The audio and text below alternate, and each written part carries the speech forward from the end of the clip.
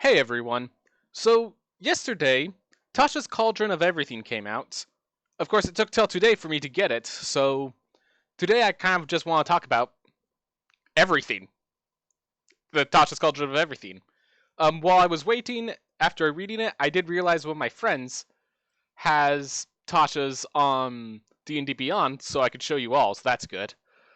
I brought Nate along, so it's not just one-side bias, I actually have someone to bounce off of. Say hi, Nate.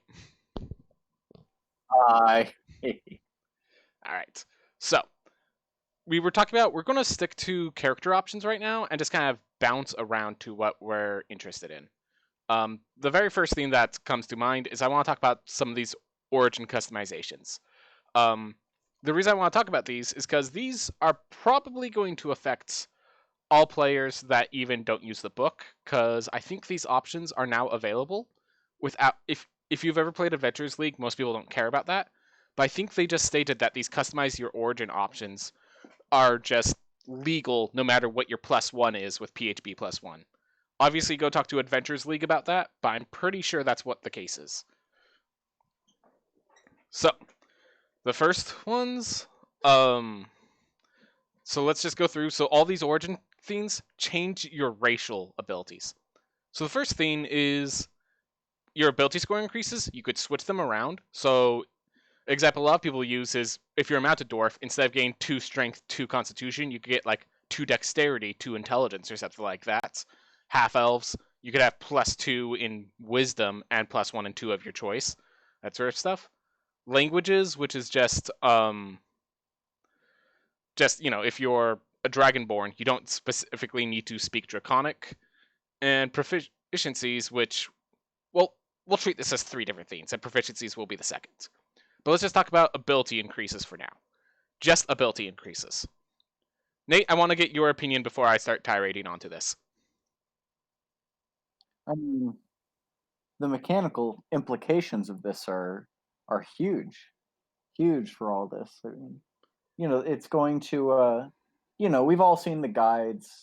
For the most optimal wizard or warlock or fighter, pick this. Don't pick that, or you'll fall behind in this. And now, it just completely uproots all of that. Not all of it. There are certain there's abilities that certain races have that this doesn't change, but I could stick with I could stick with my min-maxing heart and still choose whatever race feels right for the character.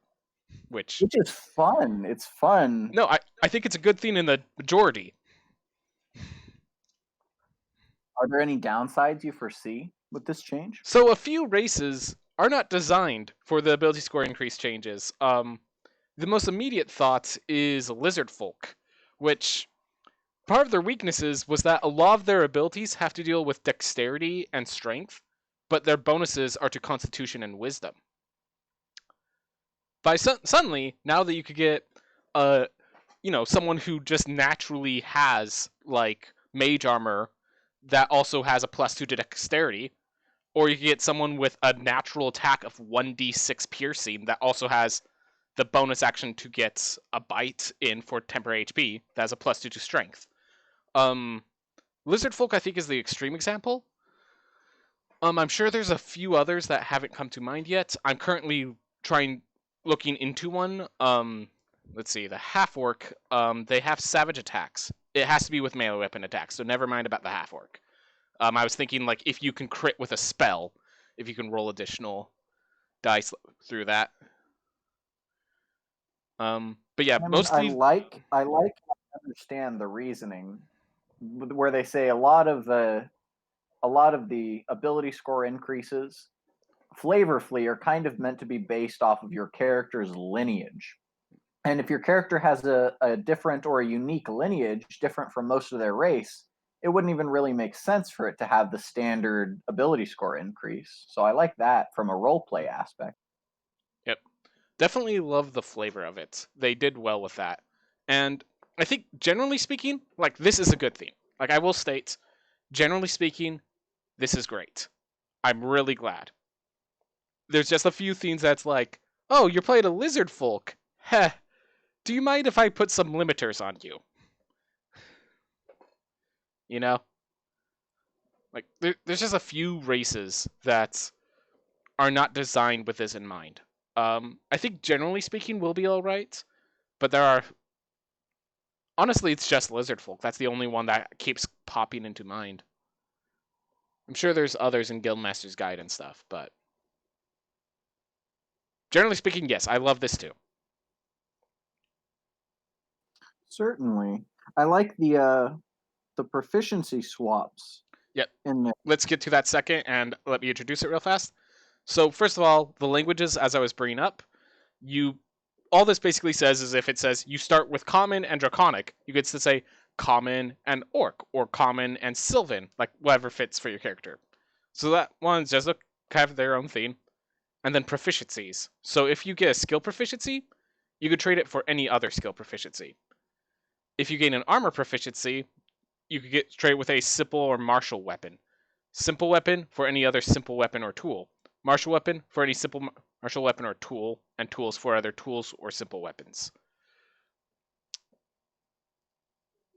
So, the first thing is, yeah, this is all, I'm glad that we have all this versatility. Like, there's a good reason that we have all of this additional versatility.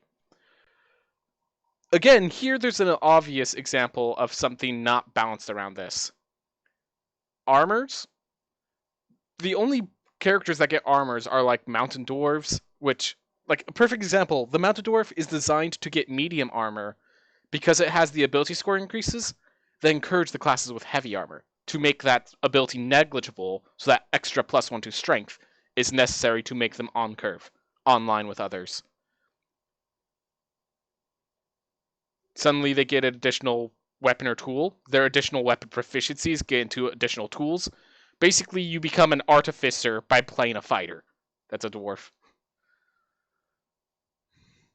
I am glad that the skills are for skills and you can't, like, go backwards here. But other than that, I'm sorry I interrupted you. What's up?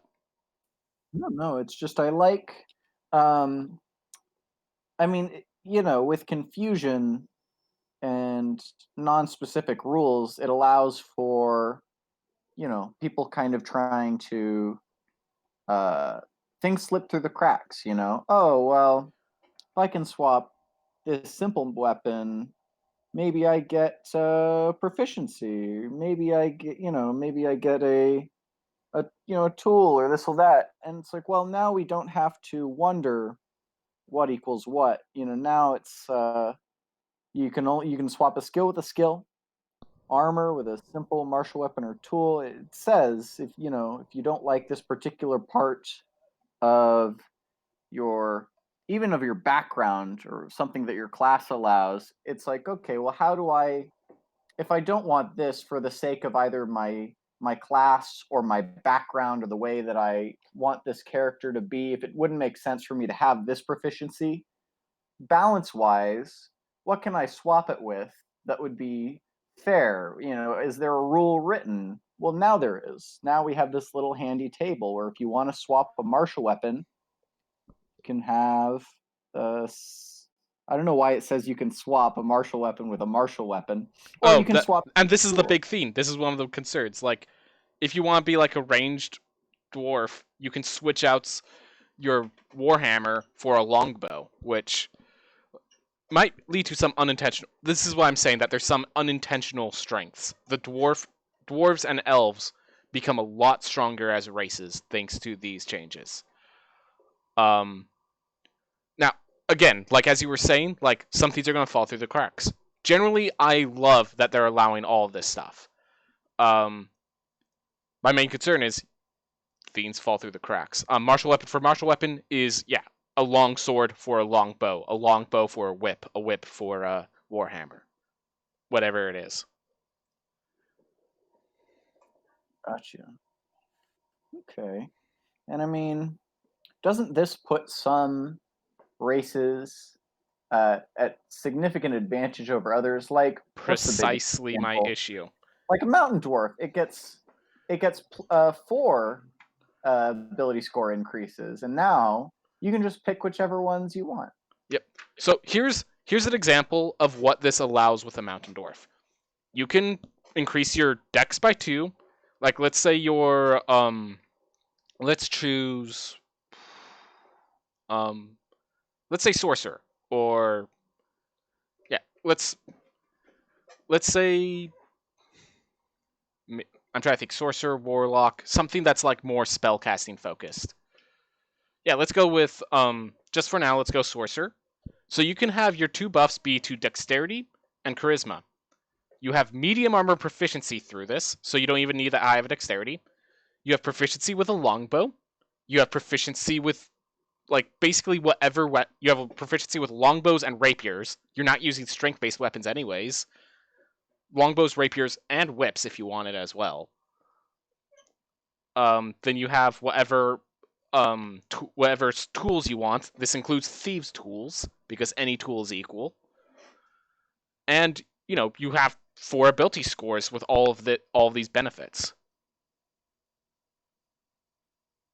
as well as of course dark vision, stone cunning.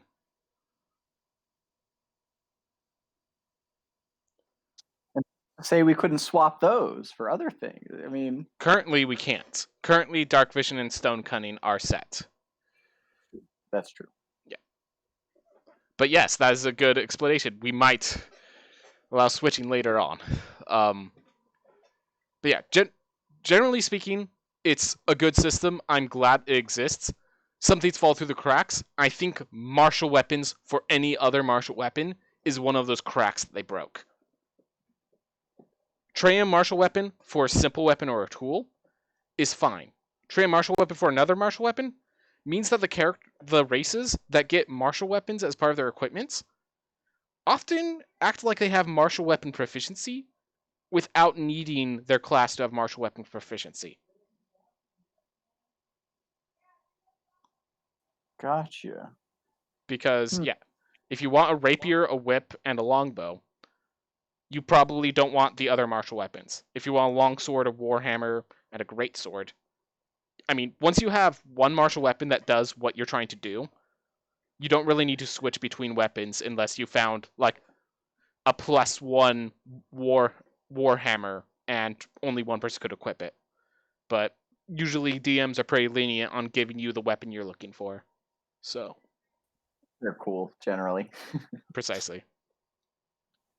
Well, speaking of race, listen, kids, do you think race is a social construct? Well, don't worry about it. With this new custom lineage feature, you can create your own race.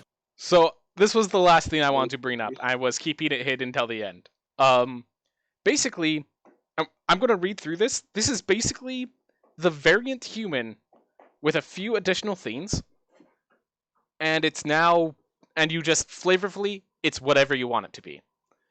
If you want to be some sort of mongrel folk hybrid, well, you could use this to make it. So generally, let's get through it. Finally make my penguin warrior. Precisely. Awesome. So, creature type, you're humanoid. You decide what you look like, though, from humanoid. You decide whether you're small or medium. Your walking speed is 30 feet, so you might be a little faster if you're small. You gain 1 feat for which you qualify. You gain a variable trait, which is either dark vision or proficiency in one skill of your choice.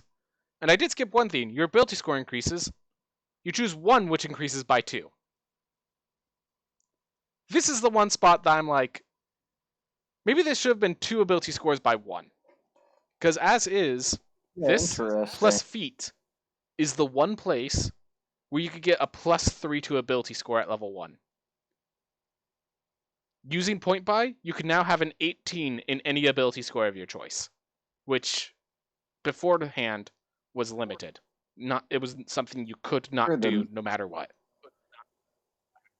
I'm sure the min-maxers are happy. I don't think...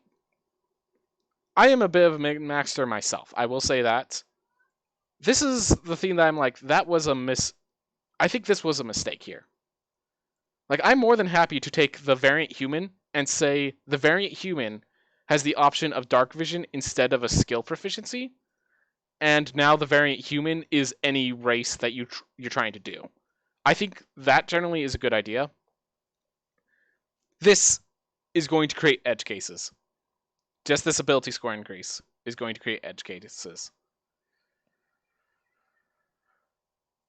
Mechanically, I can see where there are detriments and good things to say about this as well. But I must pose, as somebody who likes far more flavorful races, even unique races to play, races that don't make sense, creatures that are oddballs. The idea of circumventing the label of race and Yes. customizing completely what your appearance is, what your background is. You can be a completely unique, strange, little or medium-sized entity. And I love that. I Yeah. love that's enough for me to love this custom lineage feature. No, I want to say, like, custom lineage is a beautiful theme. If it wasn't for this one mistake, I would bring it down wholeheartedly. Like, this was an amazing idea. It needed 30 more minutes in the oven before it was pulled out. It needed to toast that one side of the bread, of the crust. It needed to toast it a little bit more. It's a little too spongy and leads to some issues. See, I see. Is there anything else we wanted to discuss regarding character options? There's a couple more things, but They talk about, like, if you want to change your subclass during a game. Generally, it's all stuff that we probably did already. Of like, oh, something happened, and now it makes sense that I'm a different archetype. But other than that, we kind of covered it. This if this was designed from the beginning, if customizing your origin was what they had in the player's handbook, and they use this as like the basis, this would be amazing. This is why a lot of people look at these books as if it's like D&D 5.5 sort of stuff. Because this is kind of the stuff you wanted at the beginning. I love it. But there's a few things where it's like, we didn't account for that. We didn't account for dwarves and elves. We didn't account for lizardfolk. Oh, I would definitely say it works better for some more than others, of course. yeah, definitely. Yeah, in general, love it. So glad they're going with this idea. I just feel like if we're going to bring this in, when we bring these into the games, be considerate of the edge cases and don't allow players to abuse them. That would be my suggestion.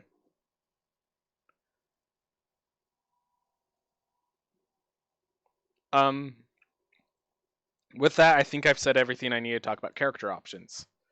With this, we're just going to kind of choose whatever class stands out to us, and I'm going to ignore the Artificer for now, but other than that, what class stands out to us and what we want to talk about next. I chose character options, so Nate gets to choose the first class that we talk about. Well, after seeing Rune Knight in Unearthed Arcana and hearing that it would be in Tasha's guide, it sounded very fun. I love the magic fighter and Eldritch Knight. You know, I've tried to put together a couple builds with it, but ultimately, I don't know, half casters are a little tough for me. You know, It's a I third like caster, so it's actually tougher. There's third, a yeah, bunch of it's stuff with this. You're not alone there. certainly it's just so limited, and honestly, it's not even the versatility of the spells, it's the flavor. I just love magic as a concept, something that really, I wanted a detail that really gave my character that unique subclass. And the fighter, it's like, well, you can be the fighter that does maneuvers, you can be the fighter that I don't know, knows how to maneuver socially as a samurai. It's mostly just you hit things differently, and there's a couple different details on there. There's not much about magic fighters other than the Eldritch Knight, which is why this Rune Knight here. Do you mind if we start at the beginning of the fighter section instead of at the Rune Knight? Certainly, go right ahead. All right, thank you. So first off, yes, I like what they've been doing with the fighter too. Of course, where you're looking at a single archetype and saying it's amazing, I'm looking at the I like looking at the basic class itself to where other archetypes can expand from. So the first thing they did is for the they added a bunch of additional fighting styles for the fighter. So I'm going to just walk through each of them. So first is blind fighting. Everyone loves blind fight. Just some sort of flavor stuff that's existed for a very long time. So you have blind sight to a range of 10 feet, and so you can see anything that isn't behind total cover, even if you're blinded. And you can see invisible creatures within that range unless they successfully make a hide check. So if an invisible stalker just walks up on you, you'll catch them. But if they like actually are making stealth checks, is the sort of thing. I'm just reading the definition of blind sight to make sure I don't have anything that I need to add there. Do we want to talk about each of these at once, or do we want to just do fighting styles in general? I mean, there's quite a few things added to the fighter, I see. Yes, there's quite a few. So with blind fight, generally all it is it's a lot of people love this sort of archetype of the fighter that sees through his ears instead of his eyes, or like senses the world around him. And I'm glad that they brought it back. And this was a good way to bring it back. I like it. I can make my blind samurai. Ooh, I like it. And like the alert feat really makes sense with that blind samurai. Like something comes in and you're already ready. They can't hide from you, sort of thing. Though he is blind, he sees more than most. You know, very dramatic, very cool. I love the flavor. All right. Next is Interception. When a creature you can see hits a target other than you within 5 feet, basically the protection rules. So this is the protection fighting style with two differences. Instead of trying to stop the attack, when the attack hits, you then reduce the damage by 1d10 plus your proficiency bonus, and you must be wielding a shield or a weapon, simple or martial, to use this reaction. I don't see why they could. It feels like this is just the better protection fighting style, because protection you have to decide before they even hit. And with that, why do we get two-handed weapons in the mix? I feel like this fighting style became too free, almost, is my feeling. Like it should have had forced you to use a shield. Other than that, I'm like Interception, protection needed a little help.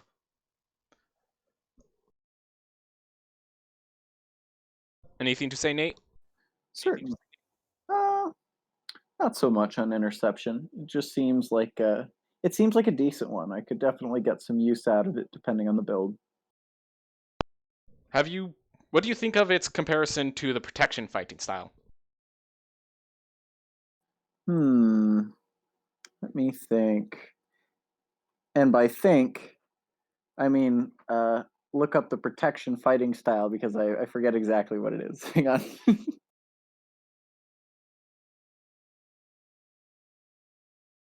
Sorry about the delay. I got distracted, which is why I was asking him to take this long talk. So I'll be back in a bit. Alrighty.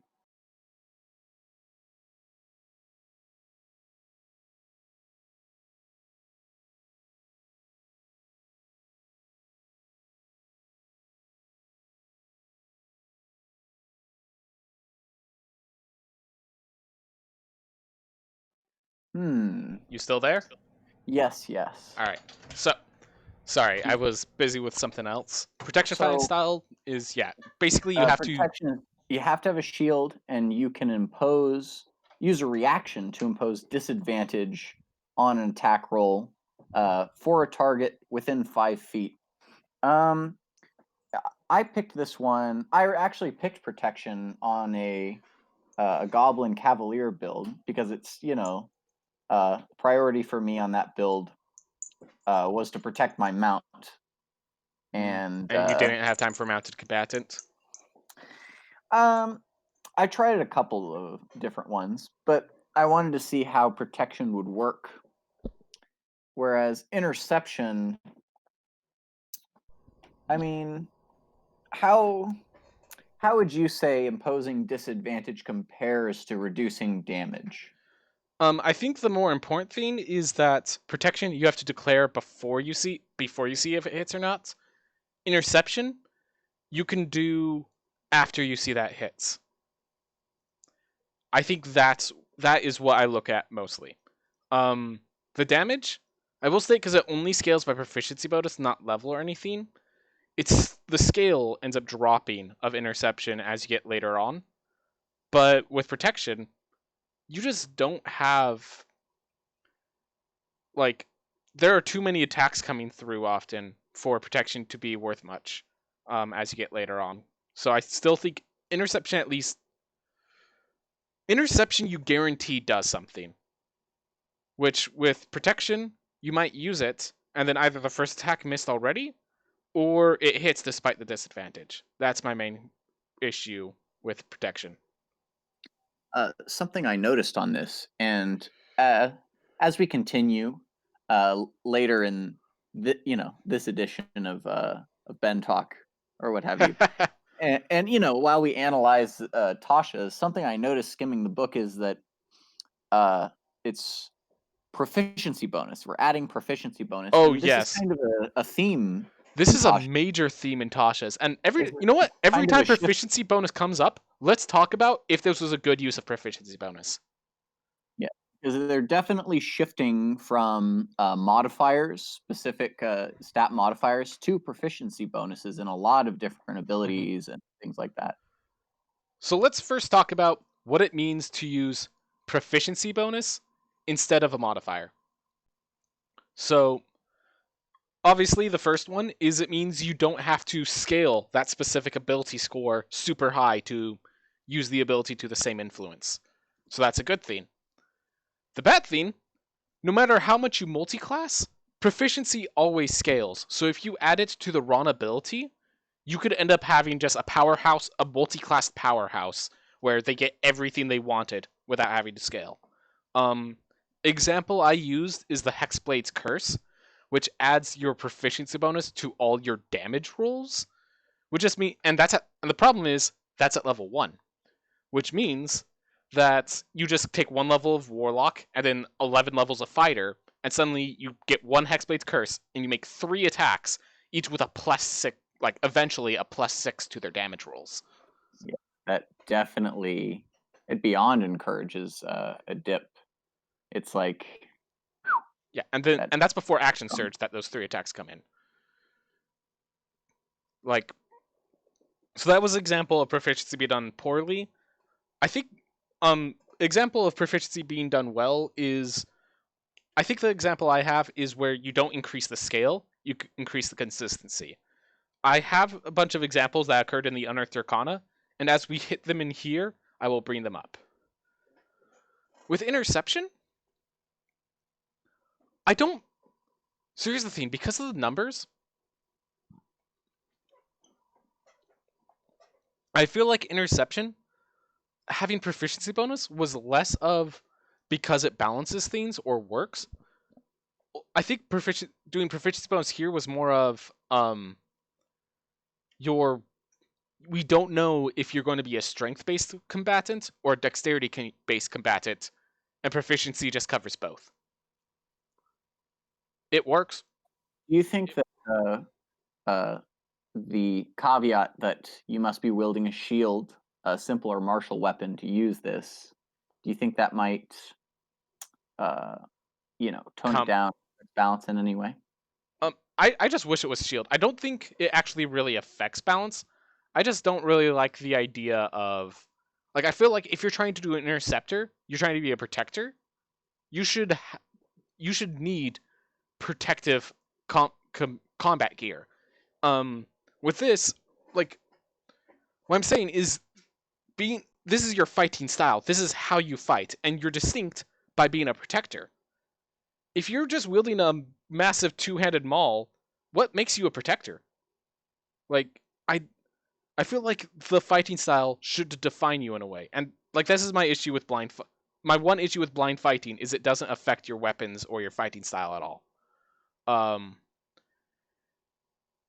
That, like, I understand this is probably a good place to put blind fighting, but like blind fighting does not affect your fighting style at all, and that was my issue with it.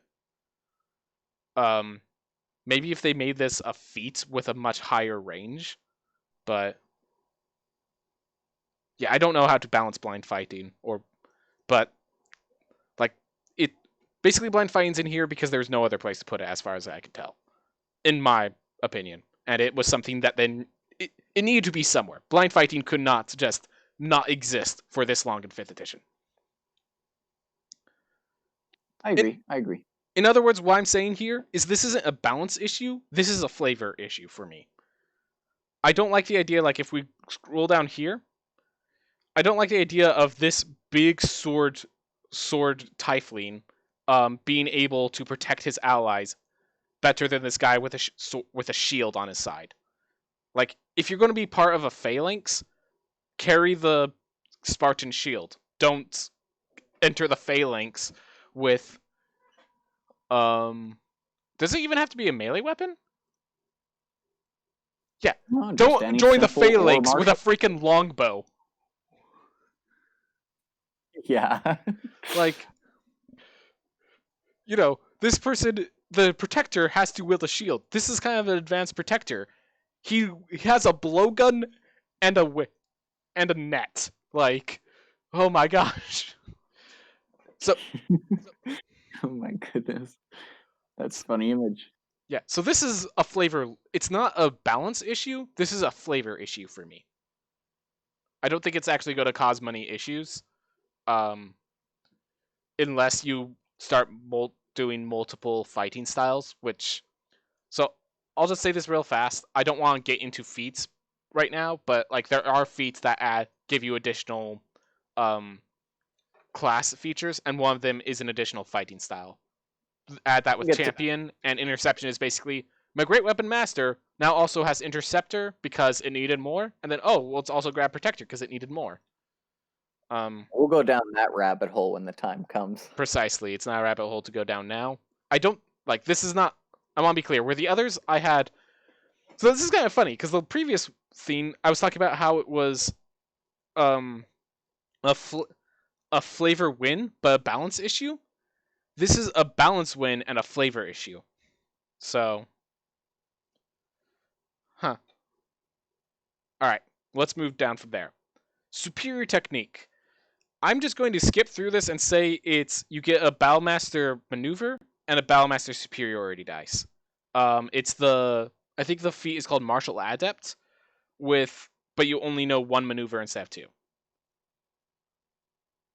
Like, feel free to read the entire theme. That's what it is. It's one maneuver, 1d6 superiority die, short long rest.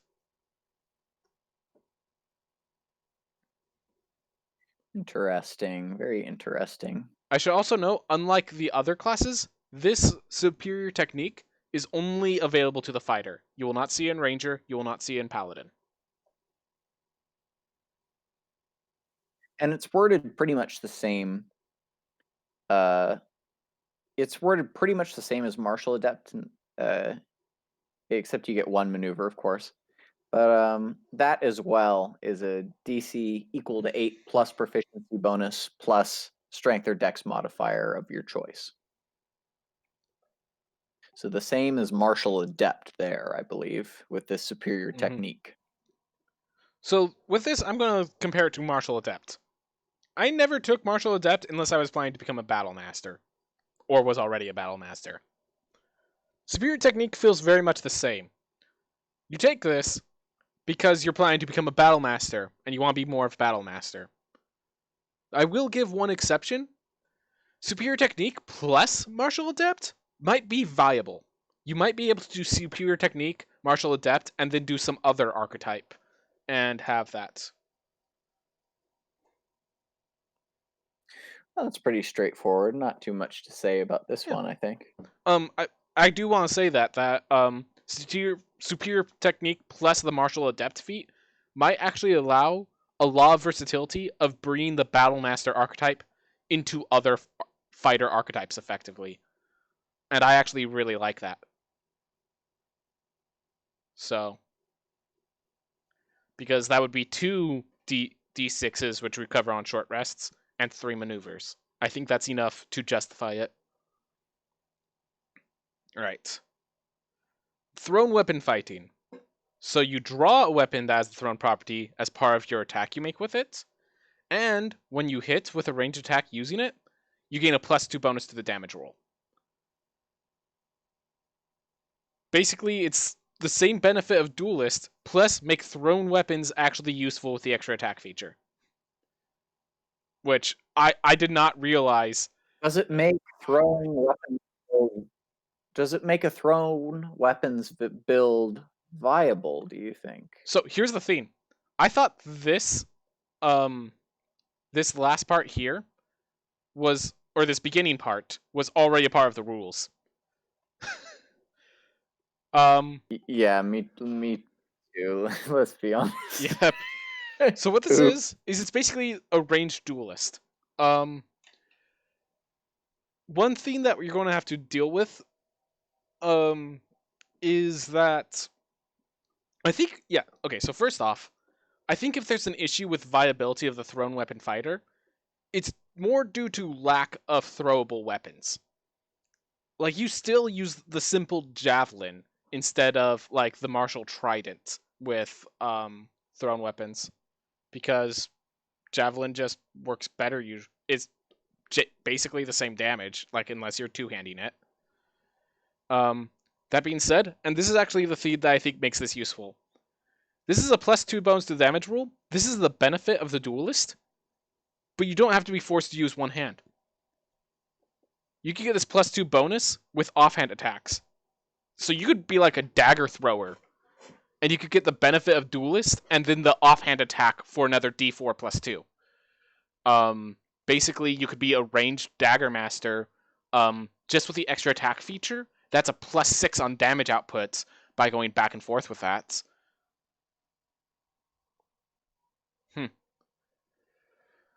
Also, with the trident example, that Reach is always handy. Sorry, I didn't hear you properly. No, that's it. I was just going to say that the reach is always handy. There's quite a bit of reach on those thrown weapons, which is nice. Yep. So, I think this is now viable. You get a +2 bonus to the damage roll. It needed to be a +2 bonus to the damage roll, I feel. If it was any lower, it would not be justifiable.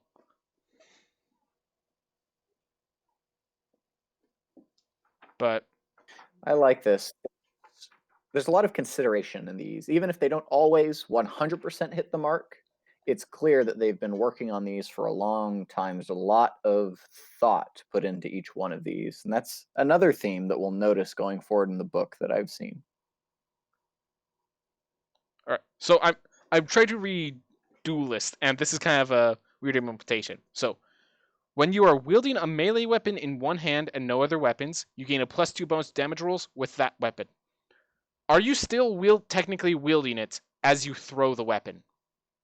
I would rule no. Okay, fair enough, and that's probably a good thing, because otherwise, the whole champion fighter, thrown weapon find plus duelist, level 3 or level 11 champion getting a D, throwing a javelin for a D6 +9 damage because there's 4 added from your fighting styles.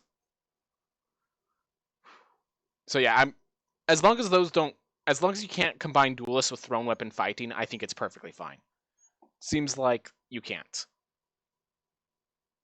All right. Yeah, I would say if you make a ranged attack using a thrown weapon, as far as dueling goes, I would say that you are no longer wielding a melee weapon in one hand. Fair enough. And that is I'd say that's the correct way to rule it. And thank goodness, because that's the only concern I had with breaking this. Honestly, 2-weapon fighting with a dual throwing daggers, I am perfectly fine with that, because 2-weapon fighting needs help. So, you want to get thrown weapon fighting plus 2-weapon fighting? Have at it. Have at it, sir. I'll add dual fighter as the feat with it. Like, please. Anyways. Now we get to unarmed fighting. So I'm just going to note right now, I have a bias to love this one.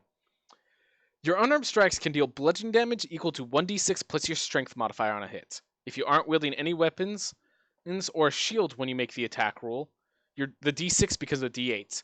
Ooh, so notice this. It's not that you need both hands free, you just can't wield any weapons or a shield. You could still kick them with that attack or something like that. You could still hold like medkits and stuff in your hands. You just can't wield weapons or a shield. Huh. Then it has the additional thing. At the start of each of your turns, you can deal 1d4 bludgeoning damage to one creature grappled by you. And just in case you're wondering, I really like grappling. It's not very good, but I love it. So, I love this. I like pugilists that aren't just monks. I'm glad that we use this to extend out to non-monks. Indeed. We all like going fisticuffs with a manly character. Mm-hmm. And, it's nice. It's nice. It's like in Skyrim when you get the one pair of gloves in the whole game that increases your melee, your unarmed melee, and you're like, yes. Wait, do you not know about the whole that heavy armor actually has a talent that does that? Interesting. What's that one called? I haven't played Skyrim in a long time. I used the heavily armored Khajiit and just messed people up. Like that. Did you not know that? I need to boot up my old Skyrim on my PS3. Alright, well let's stay into context. Love Unarmed Fighting. And one other thing, it doesn't feel like the Monk's Unarmed Fighting at all. My only issue with this is the inability to turn this bludgeoning damage into magical bludgeoning damage. But like, okay, you're not supposed to be a better monk. Woo! Maybe there's I haven't checked the magic items. There's probably a magic item in there that turns your unarmed strikes into magical. Like one of those tattoos probably do it. Maybe some magic brass knuckles. That would be funny. Well, there's tattoos, like literally a tattoo of just like was it those 4-letter words of like love and hate, and you just tattoo those on your knuckles, and now your knuckles are considered magical for the purpose of overcoming damage resistance. I would get pain on mine. It's the first thing they see. Oh, you know how many tavern brawls I would start as a fighter if I had this? I would start all of them. I will say one issue. Honestly, it's an issue with the Tavern Brawler feat more than anything. But yeah, the one issue is that this doesn't work with Tavern Brawler. It doesn't become a D8 naturally if you have Tavern Brawler, and a D10 if you follow these prerequisites as well. But like, that's not a flaw right now. That's just, look, Tavern Brawler and Grappler were not the most thought out feats. Tavern Brawler was more thought out, but anyways, I do love Unarmed Fighting. All right, ready to move on. I do as well. I do. All right. So almost every one of the classes have this 4th level feature where there's some sort of feature that you could change out at 4th level when you get or some feature you could change out whenever you get ability score improvement to make it so you could adapt your character to what you're trying to do now. So in this case, you could replace a find style with another, or you can change Battlemaster maneuver. You can change one maneuver from the Battlemaster archetype with another one. I want to note this used to be at each level. I like it being limited to every 4 levels.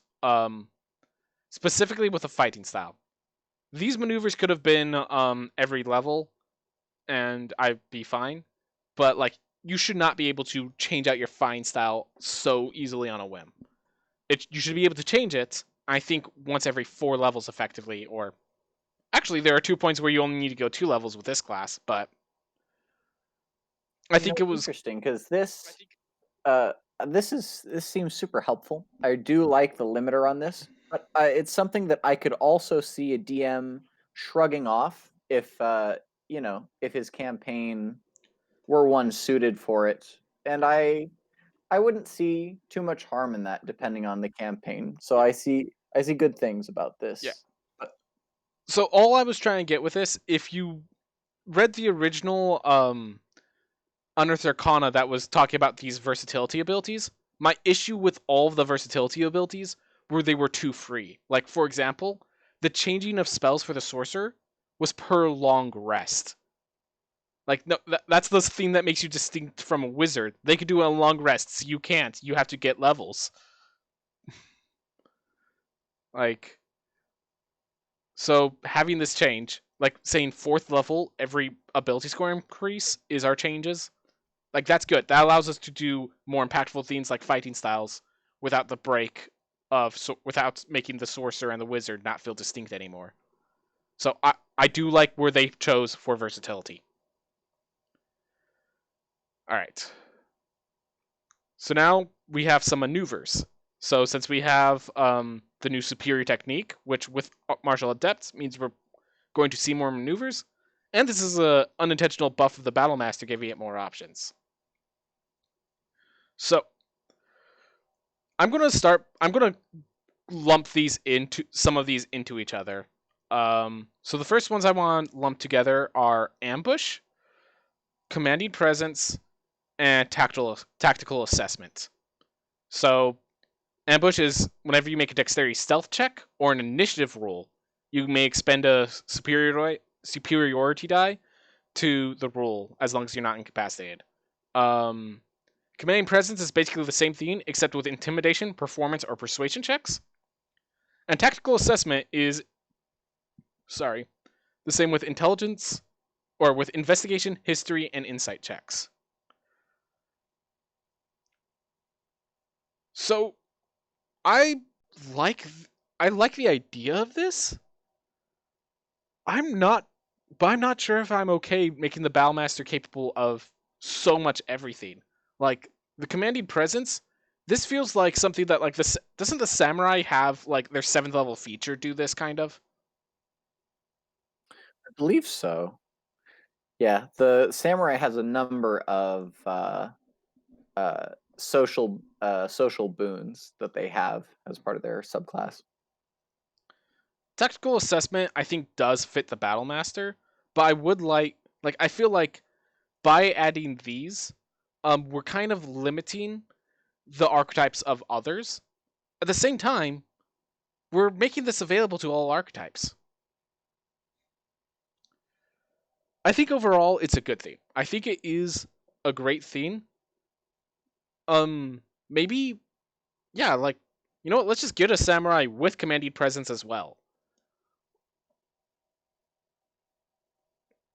Actually, now that I say it like that, oh my gosh, I actually really love these. Okay. I'm glad. I'm glad you're convinced. It took that little thing of, hey, fun, bet, and bro, you could be a samurai with this as well. Sure, they could also be commanding, but you could be the hyper commander god. Okay, I now love this. I now love these three, this new concept of using superiority.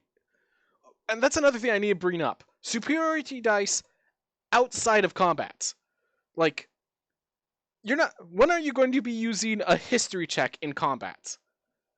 This is because you're a master of. This is because you're a tactical master. This is because the battle master is more than just a master. Is a master of in the middle of the fights,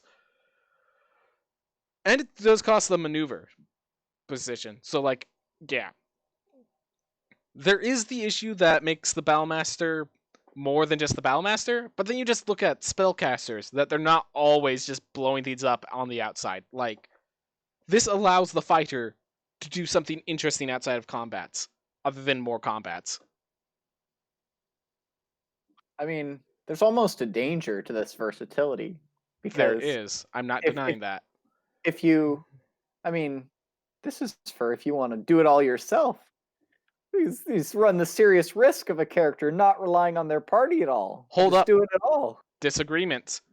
To have tactical assessment, commanding presence, and ambush, you would then have to take both that martial fight, the feat, and the fighting style, meaning you're down 1 feat and a fighting style for roleplay elements, not combat elements.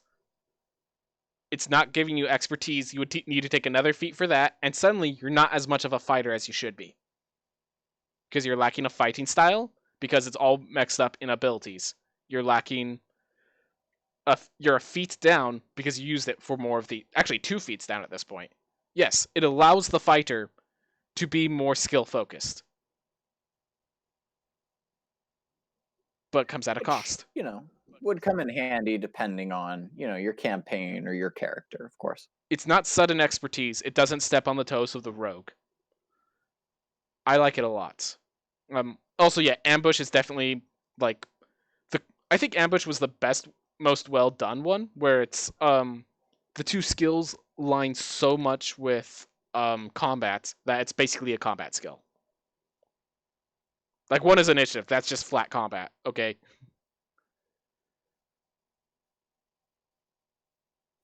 Also, I had a very serious question regarding the one below ambush, the bait and switch.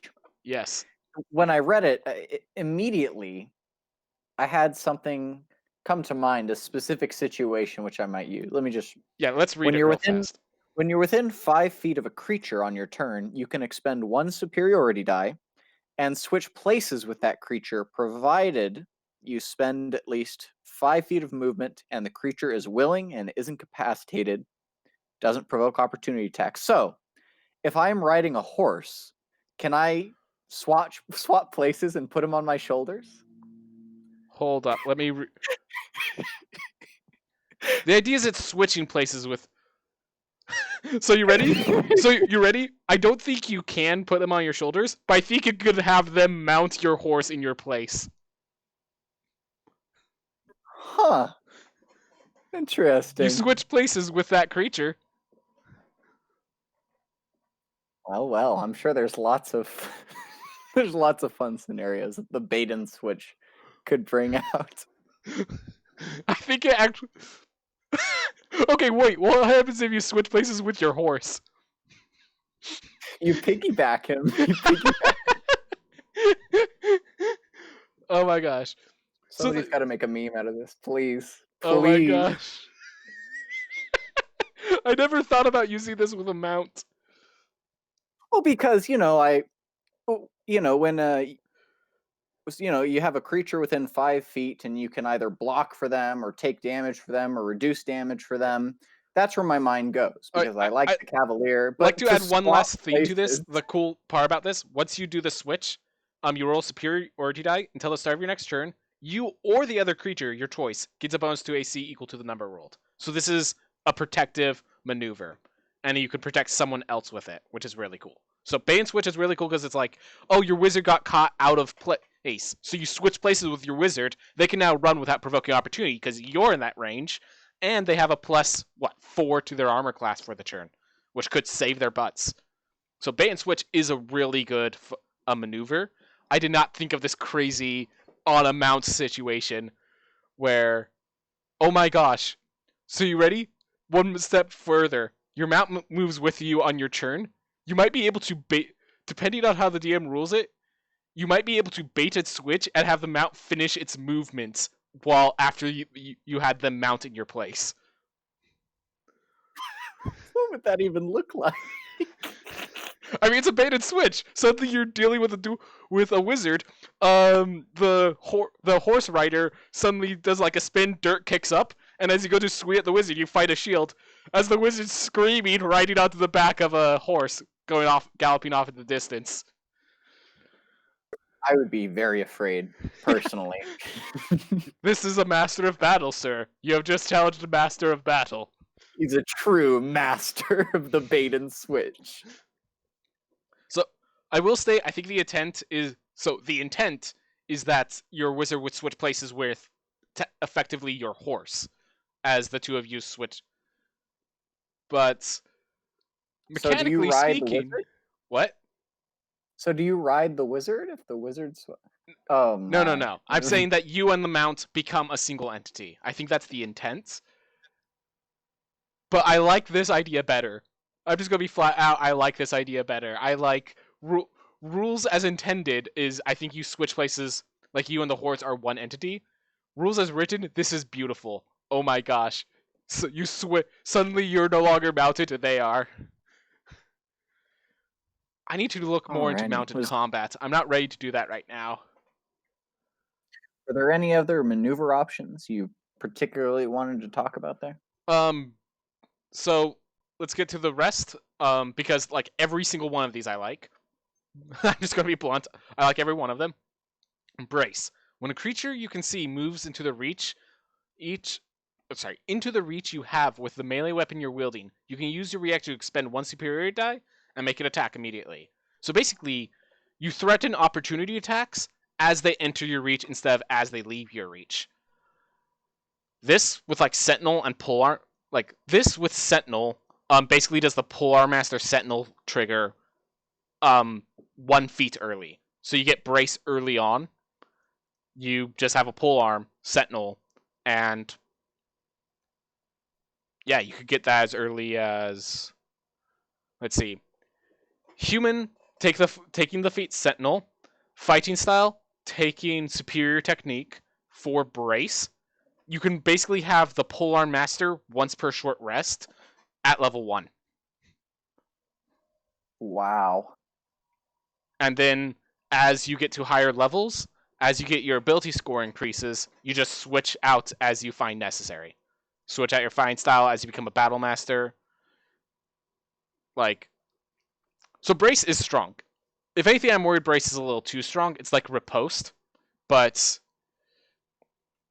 my argument is this. Riposte is situational with them having to miss, so you can't usually use great weapons, and Riposte is amazing. Okay, like, this is going to be less amazing than Riposte because you only get that attack once. It's only as they're coming at you. That being said, in horde situations where there's like a bunch of enemies coming at you, the fact that you could kill one before it even gets its attack off is pretty amazing because it's as it moves into reach. It's not once they move in, they don't get a chance to attack before you make your opportunity. He who strikes first wins. Yep. So that makes it stronger than Riposte, but also in other ways are weaker than Riposte, which is a good balance. The only issue I have with it is Riposte is the very top end of what should be allowed from this. So this is the top end of strong for the Battle Master. But I like it.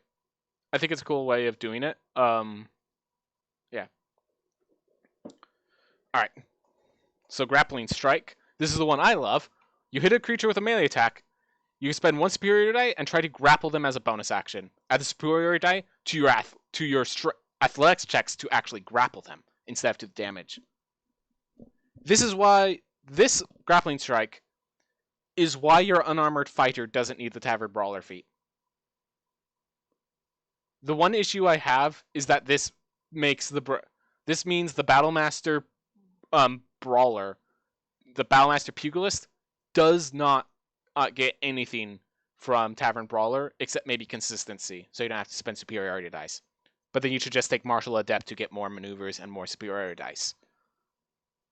Other than that, I love it. Wait, hold up. Rules on grappling? I think you cannot do this unless you have a free hand. I will note that. You cannot grapple without a free hand. I do not believe. Yes, that is accurate. Yep. Do want to note that for anyone considering taking Grappling Strike. It's not as good as you might think it is. But it's good enough for me. This is one of the lower ends, and they did really good with this lower end. Only issue is with its combination with Tavern Brawler, which is really just the issue with the grappling feats in the PHP. Alright. Last one. Quick Toss. This is basically, hey, we want to make sure the Dagger Master thrower actually works. So basically, instead of making your offhand attack, you, as a bonus action, expend a superior dice, make a ranged attack with a weapon that has the thrown property.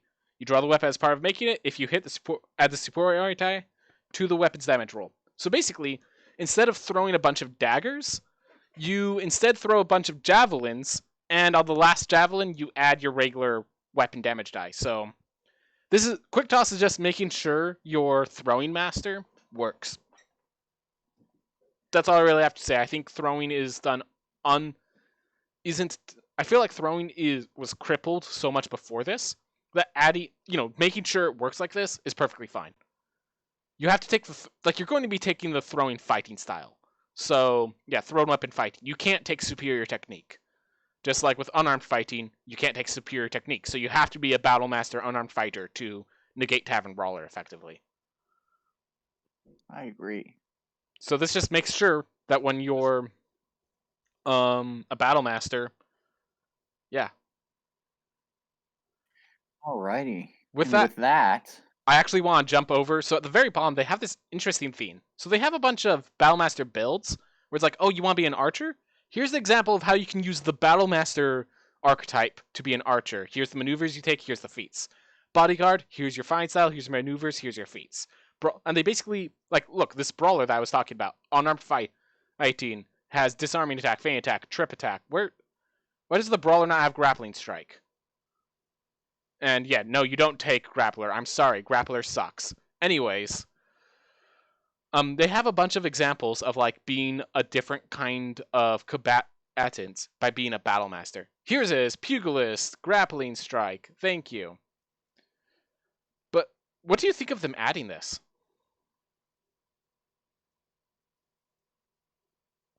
adding which one was it? I'm just looking at the battlemaster builds at the very end of the section, real fast, because it's connected to the maneuver options. You know, I don't think I have that in the physical copy. What? Yes, you do. It should be right after the Rune Knight. Oh, after the Rune Knight. Yeah, I had to jump forward because they're connected. They're not connected in the book. Sorry, I thought you meant after maneuver options, and I was like, what? No, it's connected to the maneuver options. Got you. Okay. I like it. I like it because it's, online looking up. This would take forever. All of this, and I think even if it's just for inspiration, which I'm sure majoritively it will be, it's super, super helpful. Yeah.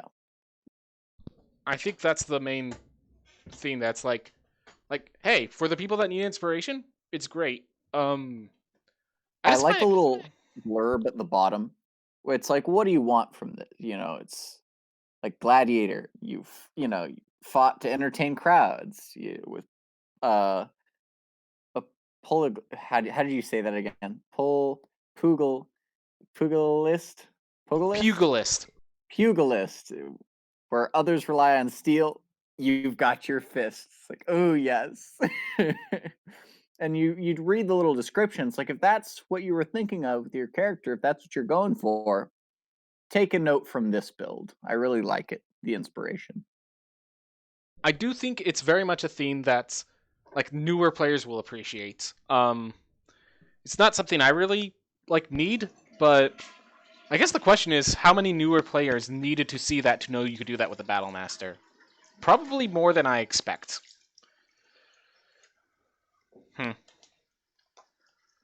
I do definitely like how it has a bunch of ideas, but just it also in the same way kind of shows how the Battlemaster fighter is what fighters are supposed to be.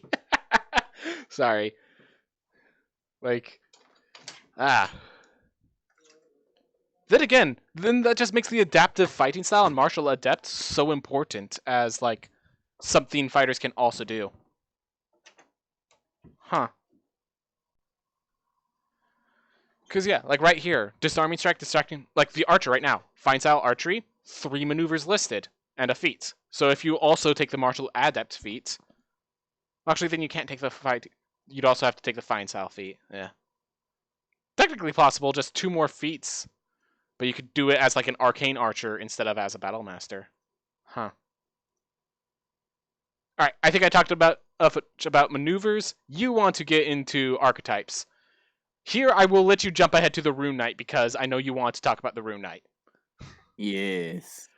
Yes, the Rune Knight. And at the Rune Knight. I love this little blurb at the top there. Just about to say that. I'm sure some folks have noticed, but I love Tasha's cheeky little notes throughout the book. You're researching ancient arts and drawing runes. It's okay to just say you want to be a witch. I admit it. I do. Witch needs to be a wizard archetype soon. Not, or maybe a druid archetype, depending on.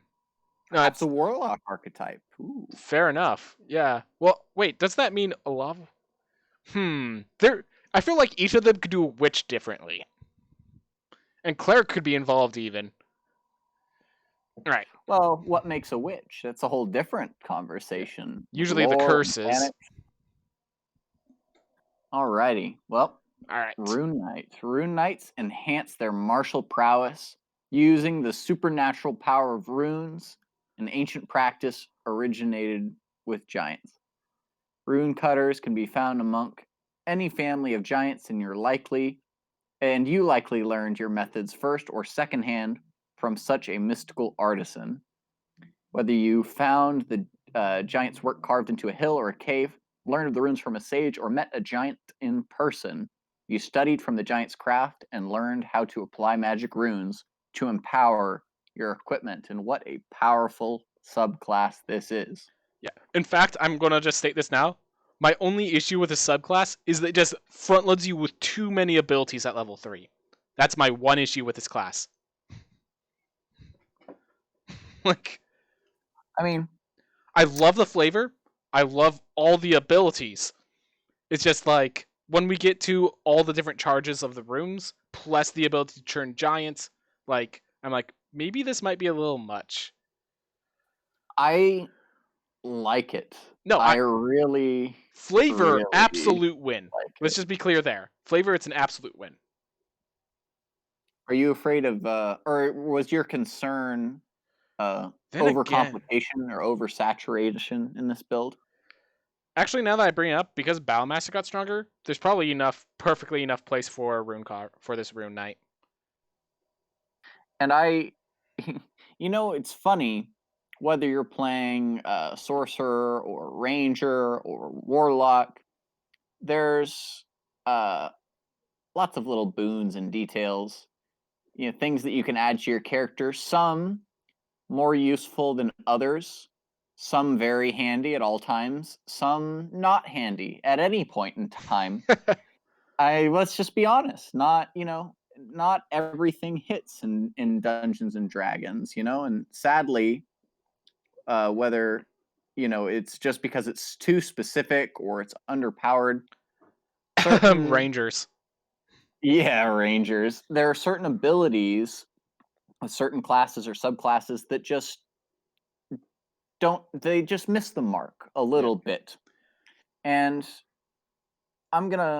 let's blow through these first two third level features real quick, right. because what I want to talk about is the runes, of course, in the Rune Knight.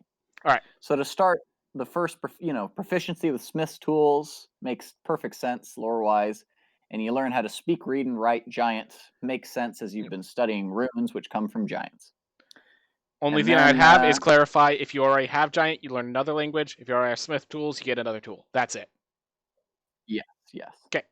And then the other one is Rune Carver, which is just it's your runes. You can use runes to enhance your gear, and at third level, you learn 2 runes of your choice from the runes, which we'll describe later. And below that, we have a little table of how many runes you get as your level increases. I think what I like most about this is like my daddy tells me in sharpshooting, aim small, hit small. This is a focused class. By 15th level, you get to use 5 runes out of 6. Are there 6 here? 1, 2. It's the 3, giants. 4, 5. So... There's 6.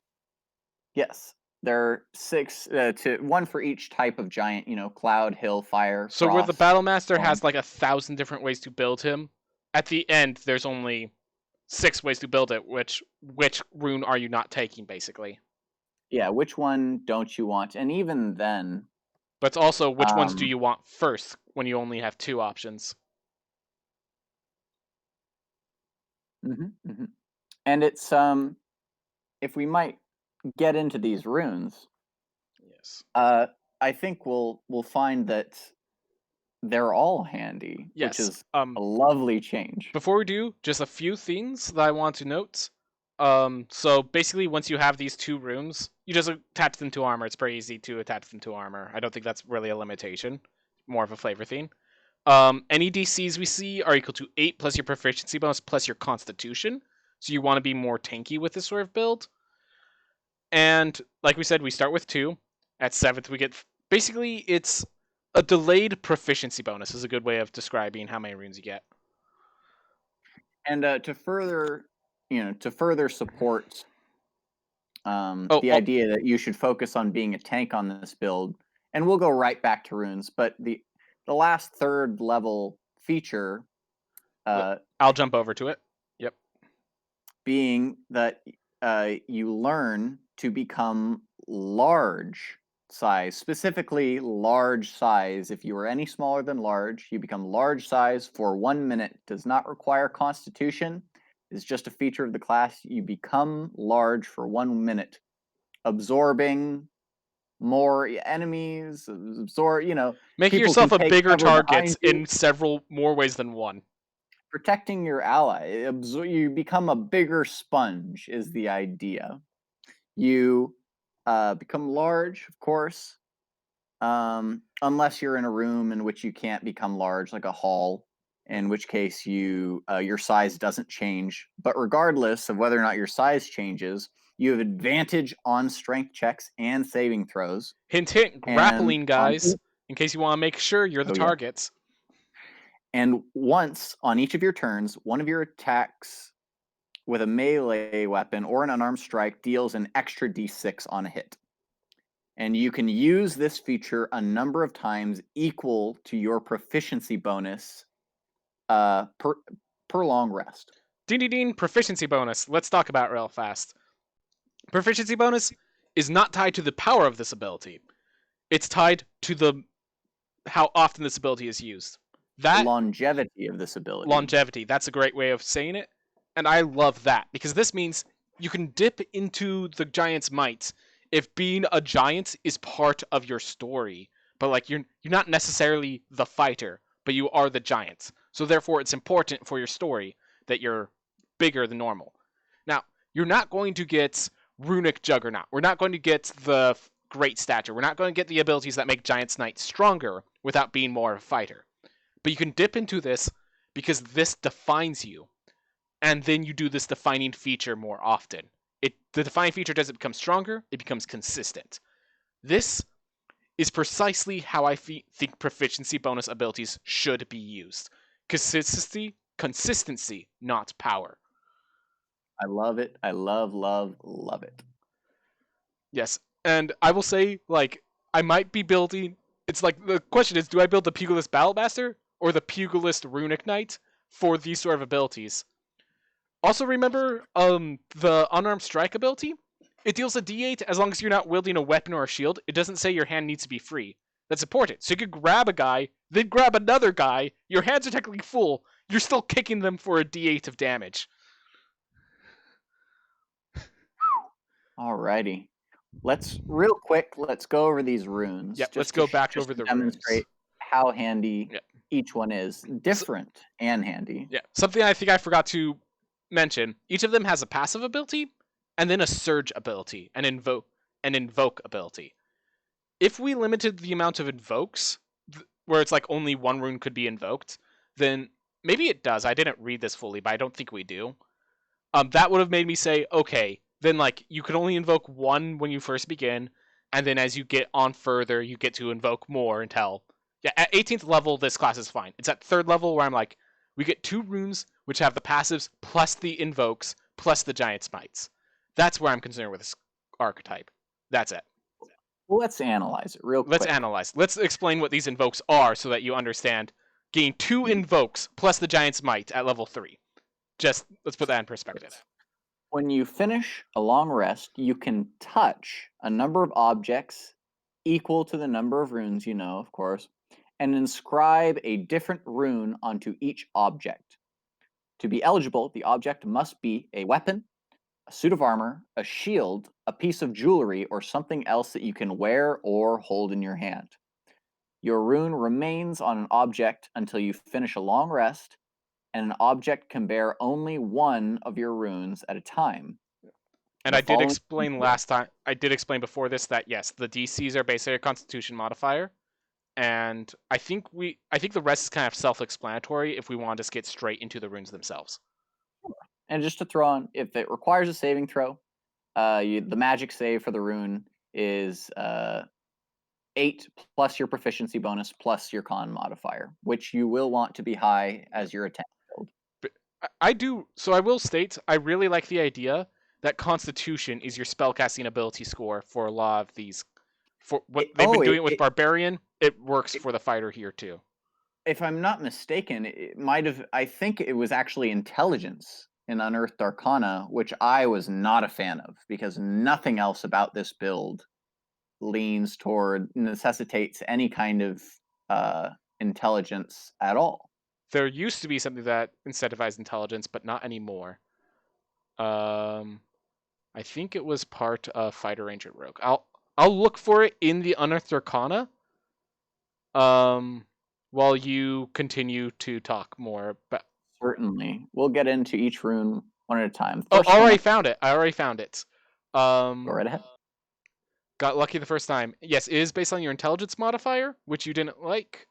The 7th level ability also was based off your intelligence modifier. Yeah, I do like using Constitution better, but yeah, it was basically the 7th level feature, and the saves for these runes were intelligence prior. That was my immediate reaction upon reading it initially was, this should really be con. It really should be Constitution, and now it is. Yep. All right. Well, each rune, out of all available runes, they reflect each type of giant, of official giant, not including the Formorians or those hideous two-headed things. So we have Cloud Rune, Cloud Giant, and they reflect the nature or the flavorful abilities of the giant. The Cloud Rune, as the Cloud Giants are deceptive, it while you're carrying the object inscribed with a rune, you have advantage on sleight of hand and deception checks. That's passive. Yep. That's for the whole day. If you choose Cloud Rune, if you don't really need you can always deceive, you can always sleight of hand, even though you're like, keep in mind, advantage is often considered a +5 bonus. Technically, it's slightly less than +5, except in certain situations. Anyways, it basically allows you to be the charlatan alongside the charlatan. Yes, and that's just the passive. That's ability. The passive. In all addition. of I believe all of these have a passive ability. They all have a passive and an invocation ability. The invocation for the Cloud Rune is when a creature you can see within 30 feet of you is hit by an attack roll, you can use your reaction to invoke the rune and choose a different creature within 30 feet other than the attacker, and that chosen creature becomes the target of the attack using that same roll. Whew! Oh, did that bolt hit your friend? Well, now it can hit your enemy. I don't even know how this would work. Is this telekinesis? Yeah. This magic can transfer attacks effects regardless of the attack's range. So if there was poison on that blade, if there's, oh my gosh, you could force them to grapple their ally. Yeah, 30 feet away. To be fair, they'd probably immediately break the grapple freely, but still, the fact that could happen. You can just waste their action. It's crazy. It's very good. Also notice, you declare this when they're hit by an attack roll. Like, and, if this was when they miss, you use your reaction and they re-roll, I'd be like, this is worth considering. This is when they hit! And it recharges on a short rest. Yep. Every rune recharges on a short rest. So I think some of them recharge on a long rest, but no. I'm looking, just skimming, because the line. I was wrong. You're correct. I am wrong. On the bottom. Every single one is until a short or long rest. So this is 2 additional invocations, and one of these switches. It makes, yes, it is once per short rest, but it makes protection look like an absolute joke. Keep in mind, even if you invoke the active effect of the rune, you maintain the passive effects of the rune as long as you're wielding or wearing the object. That's advantage on sleight of hand and deception checks all the time. Yep. Wow. Yeah. No, again, this is one rune. If there was like number of runes and then like over here on the side, like to the right of it, there was number of invocations per short rest, and like that was, one less than the number of runes, I'd be more for this. Because you get 2 runes, 2 invocations, which that's the power of an invocation, plus the giant smite. Like, this class is overloaded. That was my issue with this class. I love it. I'm scared of it at 3rd level. Well, let's move on to the Let's fire. move on. Let's finish up. Let's talk about the other invocations you could do. This rune's magic channels the craftsmanship of great smiths. It's a characteristic of the fire giants, which are the big smiths of the giants.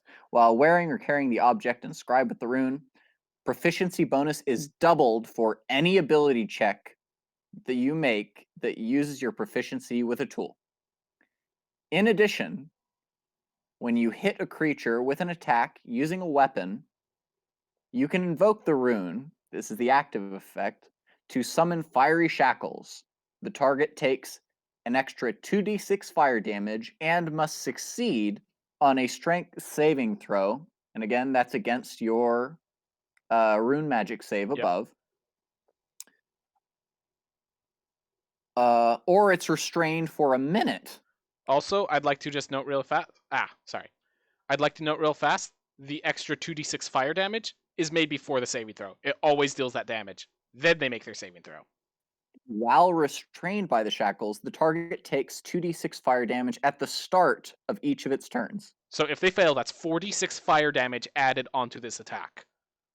And it makes the saving throw to break the shackles at the end of its turn, and it banishes them on a success. And again, every short rest or long rest. Yep. So yeah, minimum. If they fail, this does a minimum of 4d6 additional fire damage. Also note the restraint condition gives you advantage on attack rolls against it.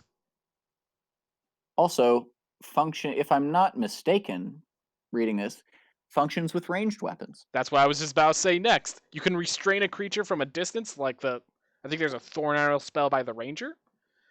And basically you have a thorn arrow.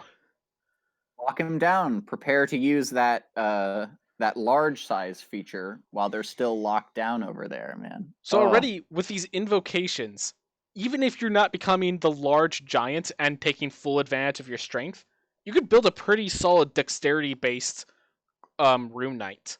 Like, I just want to make sure that is noted right now. Like, just these 2 runes make you a pretty solid rune knight.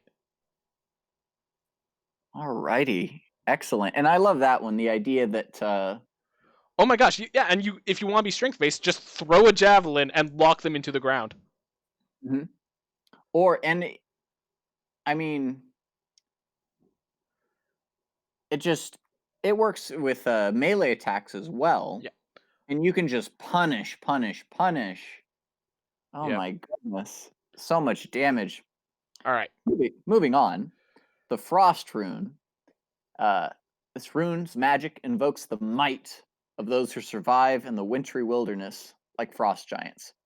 While wearing or carrying an object, again, you have advantage on animal handling and intimidation because the ice giants beat up animals and keep them captive, and they're very intimidating. They're the barbarians of the giant race. Mm-hmm. I think those are they can be quite handy. Yep. These are 2 ability scores. So first of all, Fire Rune was expertise with smith tools or anything. That's sometimes useful. Sleight of Hand Deception, not useful for every character, but like I said, if you want to be dexterity based, getting these is pretty great. These are now 2 abilities that you're going to have just on your strength-based fighter, just on accident, because there's only one athletics. You're going to have other skills, and these are going to be useful, and you're just going to have them, sort of thing. But wait, there's more. In addition, you can invoke the rune, and for 10 whole minutes, ladies and gentlemen, 10 minutes, you gain a +2 bonus on all ability checks and saving throws that use strength or constitution. every short rest or long rest. I should note that I believe I'm going to check this UA. I think they used to also get the bonus to athletics, and they had to. Okay, no, I was wrong there. But like they had to bring it back because bonuses to athletics are too much. Indeed. I mean, there's a lot of strength and constitution checks, and it stacks because it's a +2 bonus. It stacks with the advantage you gain when you're large size. So, oh my gosh, I didn't even realize that. You just become an even better grappler. You become the Hulk. Yep. Goodness me. Alrighty. The Stone Rune. And the stone giants are the reclusive craftsmen. They're the laymen in the ordaining of the giants. They channels the judicatiousness associated with stone giants. While carrying the objects, blah blah blah, you have advantage on insight checks, and you have dark vision for 120 feet. That is superior dark vision with no sunlight sensitivity for that. For your human. Or anyone. Goodness. Yep. By the way, I think you said they were the everyman. Stone giants are not the everyman. They are like specifically the seers. Like the seers, the craftsmen, the fire giants are more craftsmen. These are more seers and like knowledge-based people. This is why they have insights and vision. Alrighty. And anyways, still, that's like, let me just say, passive dark vision out to 120 feet. People have multi-classed into warlock for that. So insight is handy as well. Tis. It's definitely it feels like it would be handy to equip this rune. Maybe if you were in an exploratory mission, perhaps in a jaunt in the Underdark, you could find clues, this and that, details in the environment, and you can make those. You can note those details 120 feet away with your dark vision. Goodness. The active effect of this being when a creature you can see ends its turn within 30 feet, again 30 feet, you can use your reaction to invoke this rune and force them to make a wisdom saving throw. Unless the save succeeds, the creature is charmed by you for 1 minute. While charmed, it has a speed of 0 and is incapacitated, kind of like a hypnotic pattern. The creature repeats the saving throw at the end of each of its turns, ending it on success. Again, on short and long rest. So it literally knocks a person out of the combat for a certain amount of turns.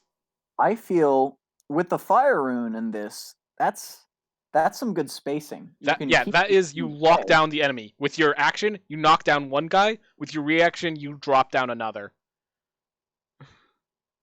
So good. Oh, so handy. You could use this in any scenario. It's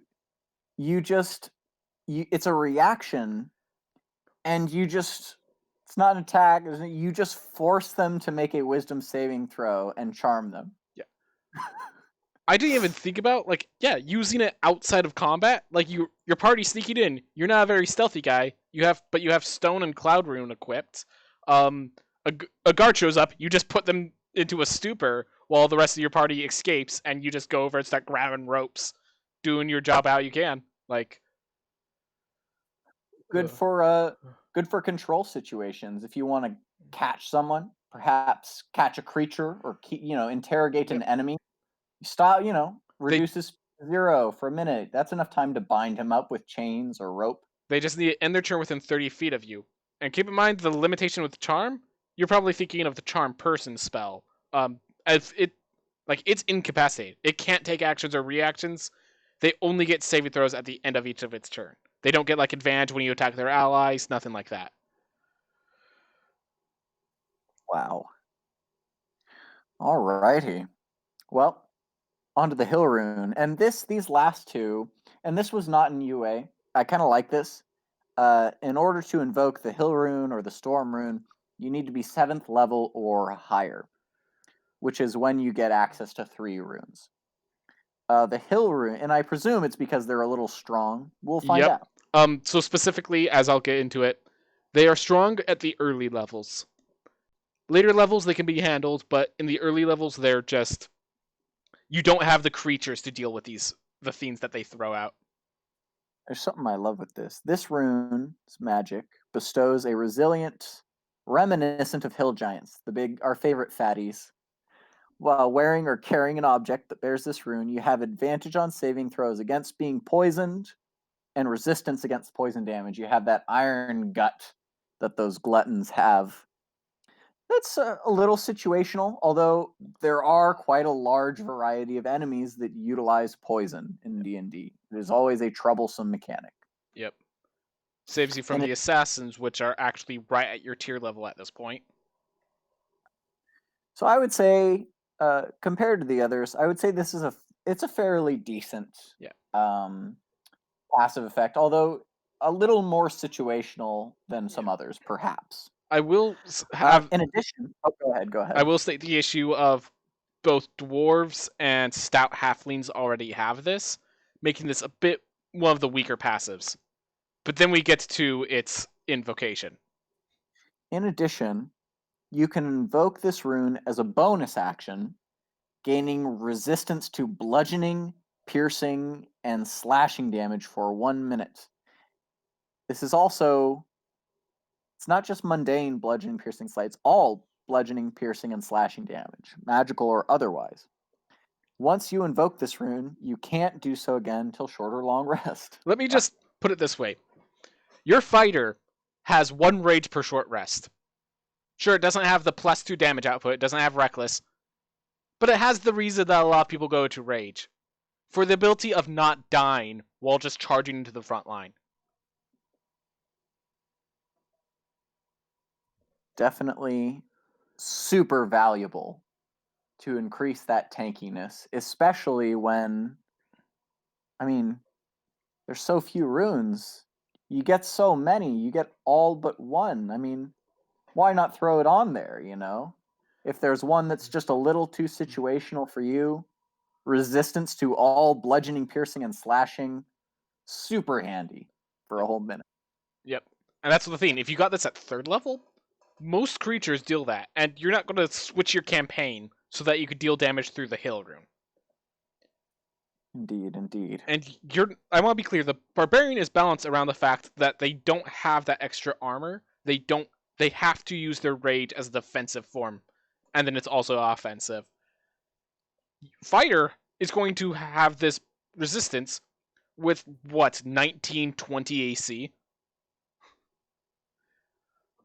With a weapons mastery that will protect allies with... Was it the... Like, this is where you would have the Interceptor with a great weapon, where you're a big damage dealer, but then you also make sure that they can't hit your allies, because you're the one with freaking barbarian levels of endurance. Alright, and on to the Storm Rune. Like our Storm Giants, the mightiest.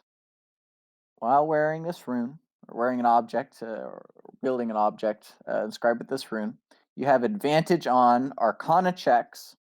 It's a little specific, but I like it. I like magic, you know me. And you cannot be surprised as long as you aren't incapacitated. Wow, that's like the alert feat. Cannot be surprised. I could see that coming in handy depending on... It's a little situational, but I could see it coming in very handy. Okay, so first of all, the can't be surprised as long as you aren't incapacitated. Like, some people take alert for that. Some people take it for the +5 initiative, obviously. But this is it's those 2 things, +5 initiative and can't be surprised. That's the 2 reasons you take that feat, and it's one of the best feats in the game. And just as a refresher, hold on one moment. Surprise in Dungeons and Dragons surprise. I actually What is have surprise? something to say with that to like put an example. In Dungeon Master's Guide, if the party is surprised, they assume that the difficulty for the challenge is increased by 1 level. That like a fight made for 5th level characters, if they get surprised, it's built for 6th level characters. Just to put in perspective how important that surprise can be.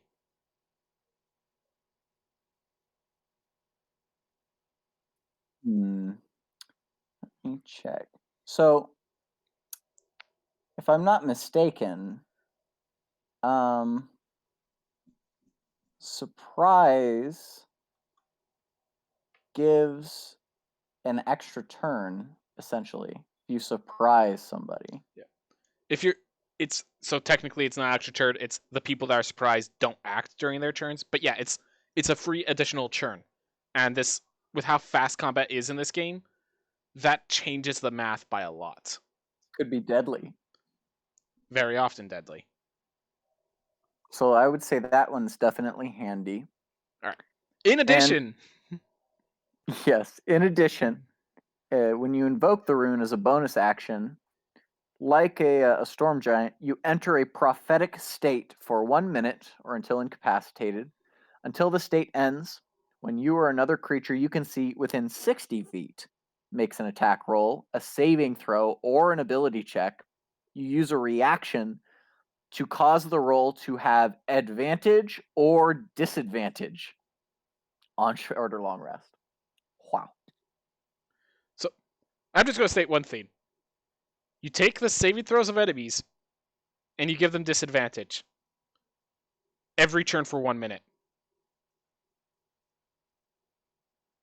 That's all I'm going to state. Empower your allies, devastate your foes. It can do it all. Goodness me. Yeah. Well, I like this.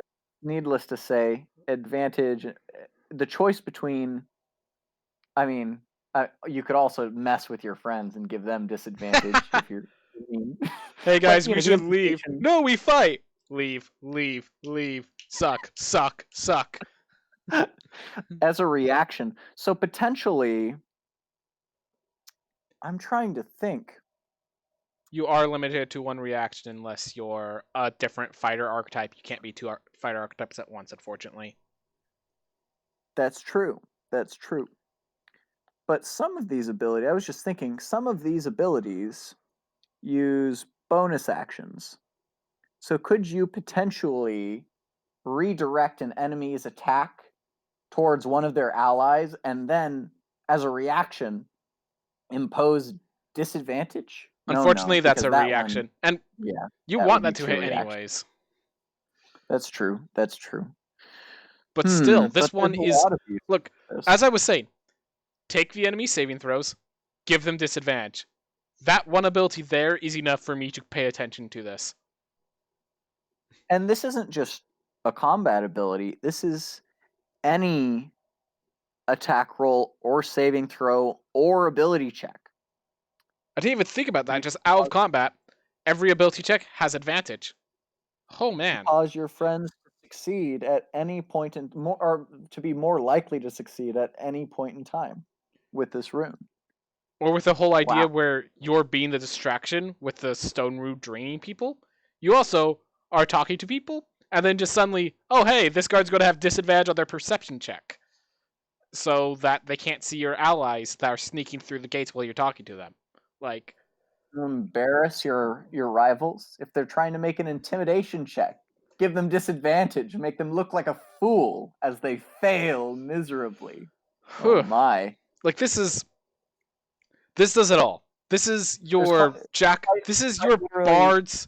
This is your bard's inspiration on a fighter. I'm just gonna say it.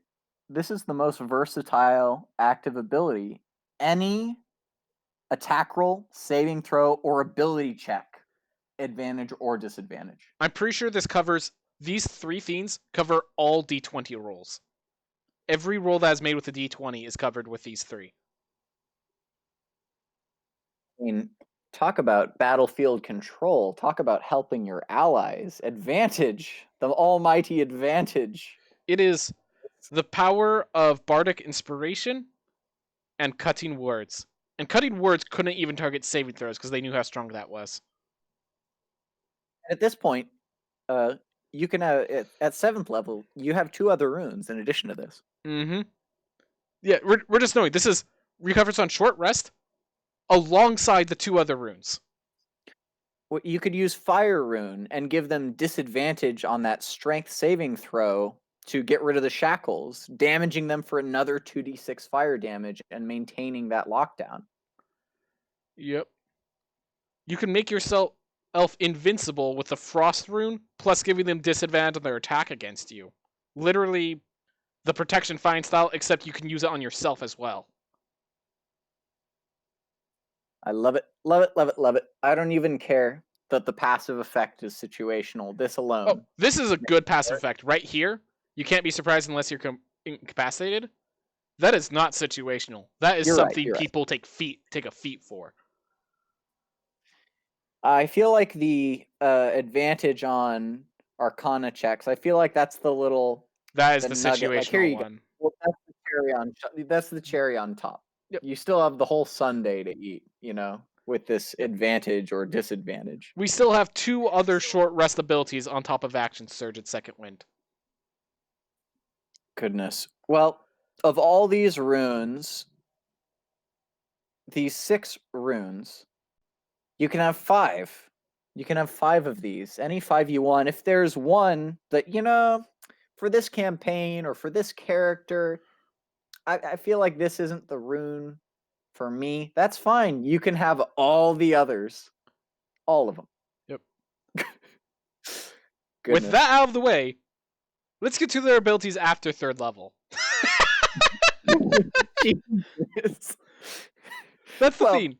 This is their progression as they get runes. Then they also have Giant's Might. Then we get Runic Shield at 7th level, in addition to an additional rune. Mm-hmm. So we explained Giant's Might, that you grow to large size if you're not already large size. Yep. And you can use it, Proficiency bonus times. This is your long rest ability. They actually have those. Yes. And honestly, if it was once per long rest or a shorter long rest, it would still be cool. Mm-hmm. It would still be like, all right, this is my secret special move. I'm going to get big. Oh, that's spicy enough to justify it on top of all these runes. But to do it a number of times equal to your proficiency bonus. Yep. In addition, that it becomes... Yep. It becomes the flavor of the class. You're the guy that gets big consistently. Yeah. Some people will take this archetype just for Giant's Might. And then this rune, all these runes are just icing on the cake. Other people, it has runes. Yeah. Other people will take these runes as the reason they're going to the archetype. And then the Giants is just icing on the cake. If there's an issue with my class, with this archetype, it's that's 2 archetypes combined together.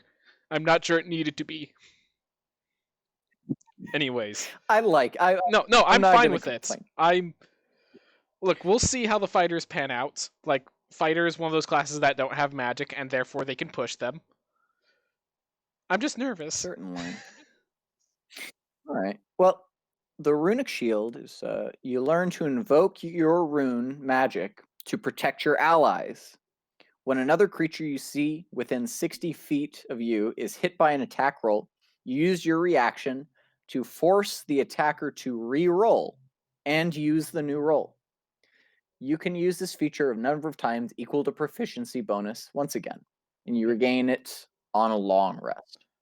So I just want to note, that's protect. So while it is only a number of times per proficiency bonus, it's the protection fighting style when it's good, when you see after it hits.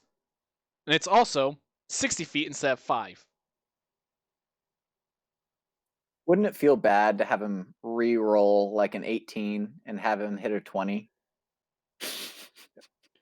So he protects. Oof.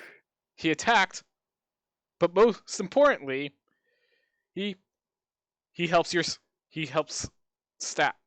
I can't think of the last thing. He a big old snack. I don't know. Protect was he's Runic big. Shield. Something Attack about was being Giant's Might, but most importantly,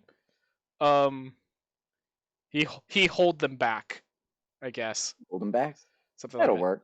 Anyways, Moving on so to that Runic Shield is in addition to getting either your Stone Rune or your Hail Rune. I will note, with Runic Shield, there is an influx of reactions here, but Yep, you're gonna have to watch your action economy. Yep. There are definitely a lot of bonus actions and reactions. Although I do like that they mix it up a little bit. Yep. That it's actions, bonus actions, and reactions. It's not all bonus actions. Yeah, it doesn't have the rogue issue where everything's a bonus action and you have to decide what is your cunning action. Exactly. All right, the 10th level, and this one's funny. This one, I like that it affects your character permanently. The magic of your runes permanently alters you. When you gain this feature, roll 3d4. You grow a number of inches in height equal to the roll. Moreover, the extra damage you deal with your Giant's Might feature, where you grow large, increases to 1d8 instead of 1d6. So this is a small ability, really the ability of their 10th level feature. So in case you're wondering, fighters don't have or notably do not have strong 10th level features. Really the feature is you get an additional rune. But then also, your Giant's Might deals about an additional 1 damage per round, on average. And we get this fun little roleplay. Your Goliath can now break the rules and be 9 feet tall. He is now technically a large-sized creature. He's the biggest boy. I think your gnome could be taller than a dwarf and therefore normal-sized. I love it. I love it. They had you a little shorter, I believe. I could be wrong, but in Unearthed Arcana, I believe they had you increase. I think it might have been 2d4 plus something. Let me just bring that up real quick. I had it in preparation for all this. 3d4 as well. My bad. Alrighty. But yes, that is, just for math real fast, that's 3 inches to a foot. I would allow the player to choose. But yeah. So if they want to be 9 feet tall, they could be 9 feet tall. If they just want their 2 foot halfling to become 2 foot 3 inches, that's fine too. Sure. But I like this. If I'm not mistaken, not a whole lot of classes or subclasses do this, where they affect, because this doesn't affect anything really. It's a flavor detail, but it's for role play. It's, hey, you've invoked the magic of giants. You're bigger now. Yeah, I like this. It's cool. Because of it, I almost want, I feel like a carrying capacity theme might have been valuable, but that's the theme. This is flat roleplay. This isn't carrying capacity, which is useful in some places. This is just flat roleplay. Height doesn't take an effect in the game. That's pretty cool. They take the time to explain this. Indeed. So for our 15th level, the Master of Runes, previously called Rune Magic Mastery. Note, this is when you get your 5th rune. This is when you're maxed out in runes. Yes. And this one did not change, except that they didn't have a rune table in UA, so they just specified that you get another rune in UA, but it's the same. You can invoke each rune you know from your Rune Carver feature twice rather than once, and you regain them all when you finish a short rest or a long rest. So I just want to note, you have 5 runes, each twice. You have 10 invocations per short rest. At this point, I feel like this guy is doing more magic than the Eldritch Knight.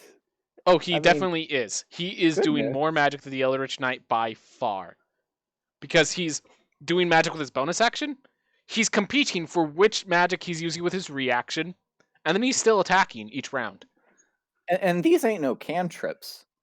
These are serious magical effects. A restraint plus damage, a resistance for a whole minute to physical attacks. Like This is quite yeah, strong. and like I say, these runes as a character would be quite strong. And then they also have the freaking Giant's Might alongside it. They combine them together, which, yes, fair. It's all giant based. Ah! Already. It's so much. 18th level, and this is the one that changes. I'd like to point out an Unearthed Arcana beforehand. Let me just read that. It was called Blessing of the Allfather, in reference to, the giants ordaining their religion. They have an Allfather. The way my map is looking, I can't show it fully on my screen. Oh well. That's okay. That's okay. Let me read this real quick. It's the 18th feature previously of the Rune Knight, Blessing of the Allfather, was you learn how to share your runic magic with allies. When you use your Giant Might feature, you can choose one willing creature, presumably an ally, preferably a frontliner, within 60 feet, and they gain the benefits of your Giant Might feature. You know what that means? They also become big. They get big, and they get a D8. But did it end at D8? Yeah, it did. Yes, because they benefit from your Giant Might. But now, in the printed Tasha's Cauldron, the Runic Juggernaut is you learn how to amplify your rune-powered transformation, and as a result, the extra damage you deal with Giant Might's feature increases to a D10. Moreover, your size can increase to huge, and your reach increases by 5 feet. Huge. So, boy, oh boy. I know for a fact you've been talking about doing this with a Duragar. Originally, it was going to go from size large to size huge. Now, because in case you're wearing Duragar, have a natural ability to cast Enlarge Reduce on themselves. Yeah, well, the Enlarge feature specifically of Enlarge Reduce on the Duragar, they cannot. Limited, but unfortunately, they cannot shrink themselves. Yep. My apologies, but you see, originally I came up with the Duragar idea just for roleplay purposes. I had an idea of a Duragar who had discovered the value in the prettier, finer things in life, and perhaps was sold by his clan for being a wuss to a giant, because Duragar are valued as slaves because they're strong, they can turn large, they can use the enlarge feature. They're valued for slaves as manual labor. It made sense that as he was held captive by a giant, that he might have gained some knowledge. He might have absorbed some of the runic magic that the giant was performing. That was my initial kind of flavorful idea. Then I learned, upon researching the the Dragar, that they have the enlarge feature. It requires Constitution, but fortunately, the Giant's Might feature of the Runic Knight does not require Constitution. In fact, nothing. Concentration, not Constitution. My apologies, concentration. In fact, none of these abilities require concentration at all. Mm-hmm. They just have a time limit, which means that if you invoke the Dragar's Enlarge ability, which grows you a size larger, while after you use the Giant Might's Runic Juggernaut feature, you can go from huge to gargantuan size. Let me reiterate, gargantuan. I believe this is the only way a player character can reach gargantuan size. I believe so.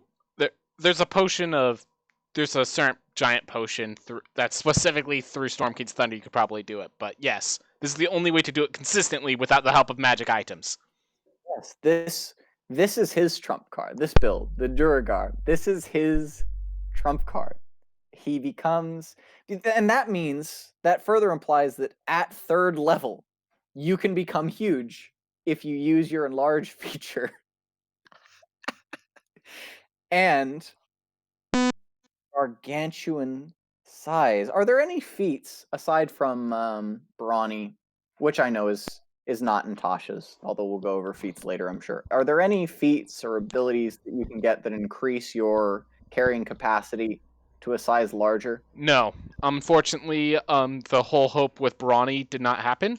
There is skill adept, so you can still become an expert with the athletes. You can still become an expert with athletics. So, which is the theme I want to bring up with this. If you become size gargantuan, you can grapple creatures that are up to one size larger than you. Meaning, you could grapple colossal creatures. You, without any magic items, Suplex a Kraken. can hold the ground and grapple a Tarrasque. Goodness. You Also note you through the Frost Rune, you gain a +2 to that athletics on top of that, so I think it's going to get to +19, which means you match the Tarrasque, I think, if I'm correct. And you have advantage from those stuff. And then you also have the +2 to Constitution, because you cannot break concentration while doing this, or you'll lose your grip. keep in mind, if you see a runic ability, at this point, by level 15, it's very likely that you just have the ability, because 5 is so many. The only one you're missing one. Just one. Yep. One out of all of these, you can have every single passive ability except for one. And here's another thing that's pretty insane. Well, they all invoke with bonus actions and reactions and stuff. Because they don't hit concentration, you could have the Hill Rune active to get resistance to bludgeoning, piercing, and slashing, and the Frost Rune active to do the strength and constitution, at the same time that you're pinning someone down with a Fire Rune and sleeping someone with a Stone Rune. You know? Goodness. Wow. I mean, I don't know, because you've studied the Battle Master more than me. I know it's a very versatile subclass. This is not more versatile, but it is more powerful, because you can use all of those things at once.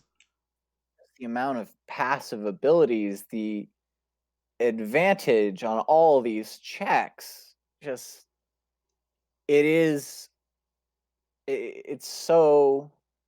so versatile, for lack of a better word. It really is. So many different scenarios and abilities. This really is a jack of all trades, but at the same time, these abilities really do enrich each other in a few different ways. Look, it's a great subclass. I love it. It's also extremely versatile. Like, as I was saying, like, if you just grabbed Cloud Rune and Stone Rune, and then the rest of your build was as a rogue or something, like, suddenly you're a rogue with expertise and advantage on Sleight of Hand and Deception. And you have Dark Vision despite being human, like, or a halfling. And then also, whenever you're stuck in a grapple in a bad situation, you just become large. Some creatures can't grapple you anymore. Like, you just dip a few levels, and this is already strong. I'm thinking of, like, Squanchy from Rick and Morty.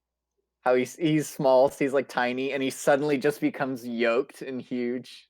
Imagine a goblin with this. He suddenly 2 sizes. Three sizes by level 18. Tuck the Crusher. Just imagine. I don't even want to think of a huge size goblin. That's just nightmare. But it's even scarier because they can use their bonus action to disengage. So they will literally, and if someone's 2 sizes smaller than you, you do not have any penalties to your movement or grappling. So you could just, big old Tuck comes over, picks you up in one hand, and runs off. Uses their bonus action to disengage.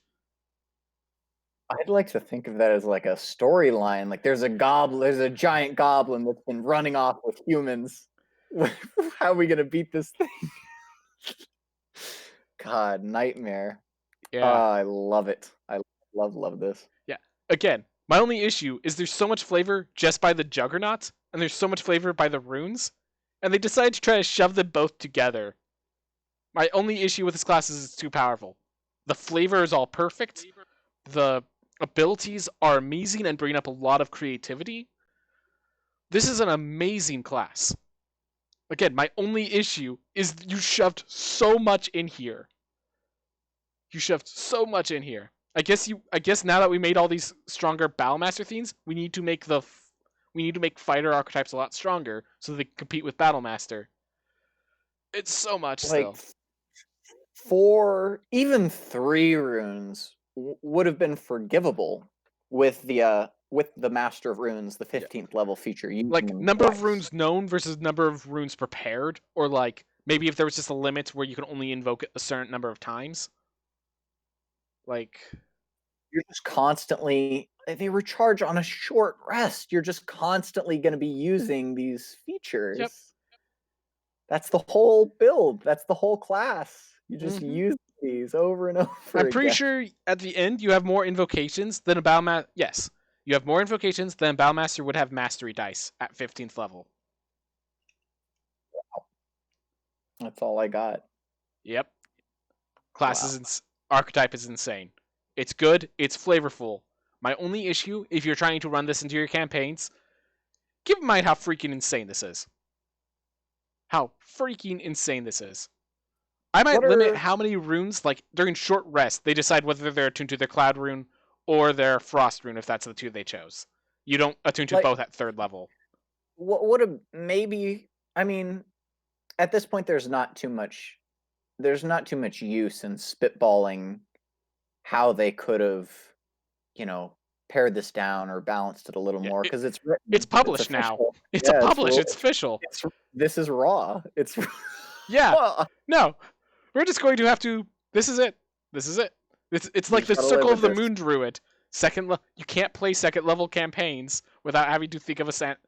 To be fair, in our group, we did try to build a weakness to the Moon Druid. Not sure if it worked, but did get. I gotta work on that more. Anyways. Well, I think that's for the time being. I mean, how much did we cover, Ben, in this already long episode of Ben Talk? Yeah.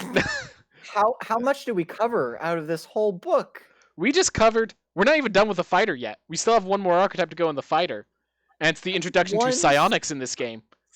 Oh my god! And we just did this, and just what you gain for what the character options, what you could do with the race and stuff. We looked at most of the character options. There are 12. One subclass. Yeah.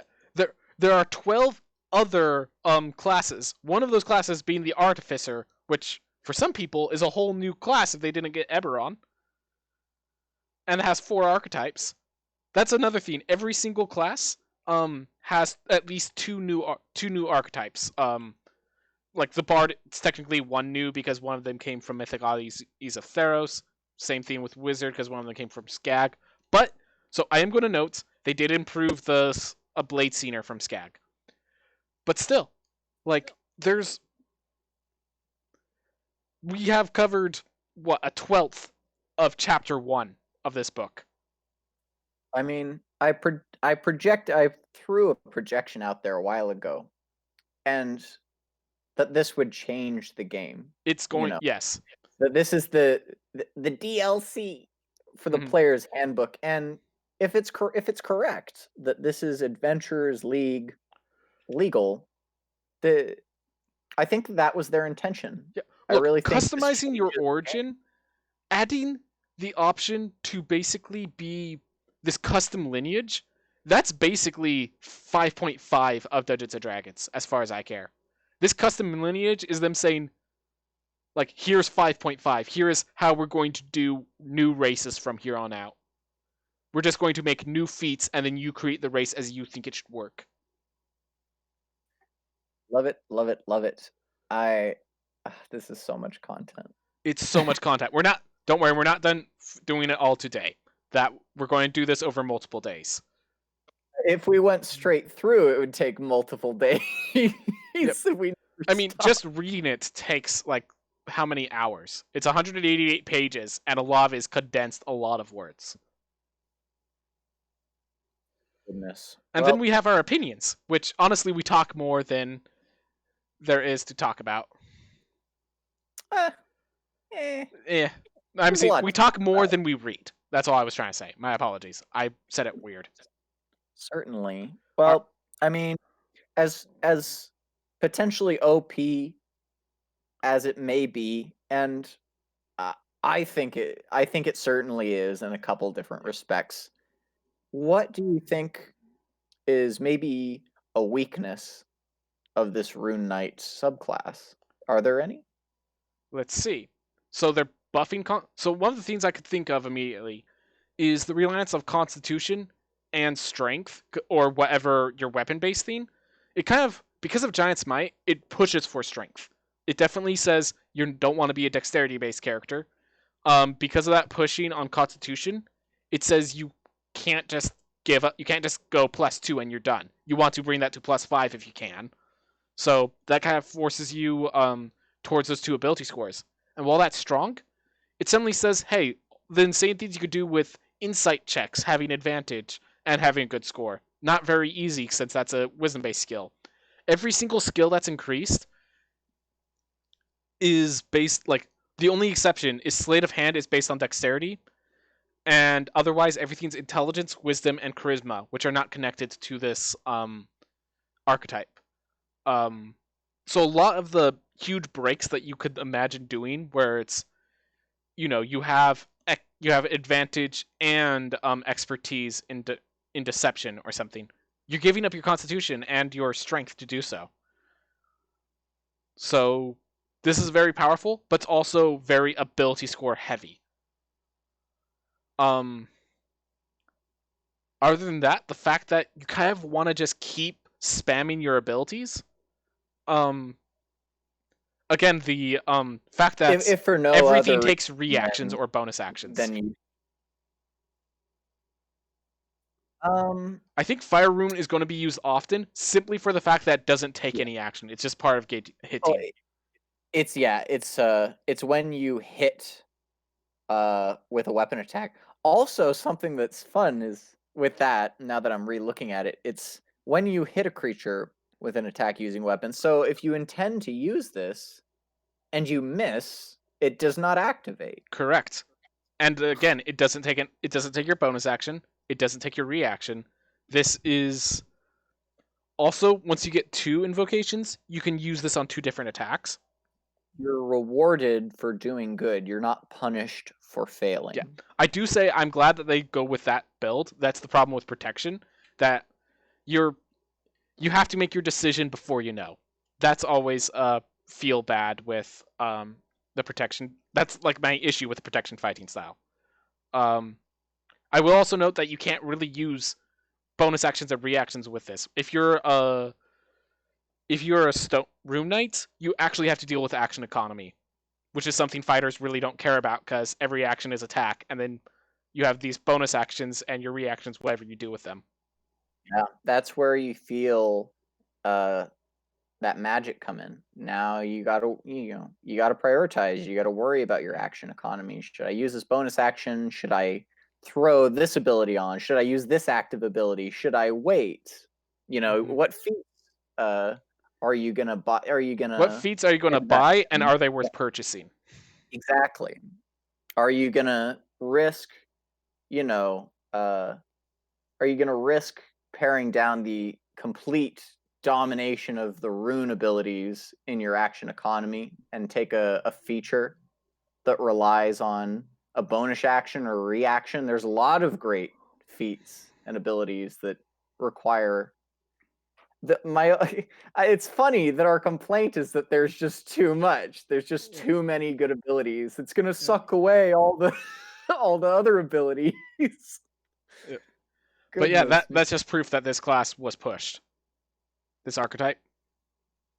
It didn't have to be as strong as it was. It is. How do you figure the 18th level ability? How do you think it compares? Blessing of the Allfather, making an ally within 60 feet big. So the issue with Blessing of the Allfather is not every party wants that. Of course. What am I going to do making my cleric or my wizard or my warlock big? What if I don't have another frontliner, Yep. So I think this is, and then also like this is the ending for the Giants build. In case you're wondering, one of the big feats is that you become size large, but Giants are size huge. This actually makes you a Giant. This makes you as per the size of a Giant. You can actually stand face to face with a Hill Giant. I think it's important that they had this. I don't think they could have done this. They might have been able to do this at 15th level, but like you cannot turn creatures huge early on. No. Yeah. All right. Are we ready to switch to the Psy Warrior, or is there still things you want to say? I think I'm gonna have to call it here. It's been a great analysis. We can't even stay for the last archetype. I'll sprint through Sonic Power if we want, but do we just need to continue next time? You know, let's go ahead and take a look at the Psy Warrior. I haven't analyzed it beforehand. This will be my first look, so I'm not gonna have too much to say. That's okay. So you go right ahead. Do you want to? Do we have a time frame when we have to stop for you?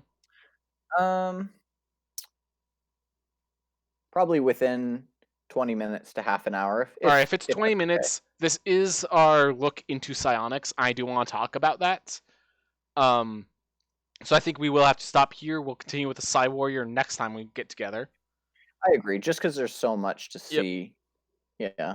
And other people might be joining depending on who's available. So that would be most desirable. Yep. There's so much to talk about. Well, thank you very much, Ben. This has been a wonderful Ben talk.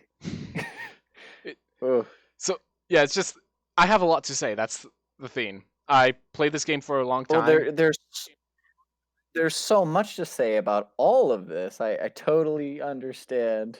Goodness me. Thank you for showing up, man. I don't like talking to myself for 2 hours and 11 minutes. Totally understood. And it was a pleasure.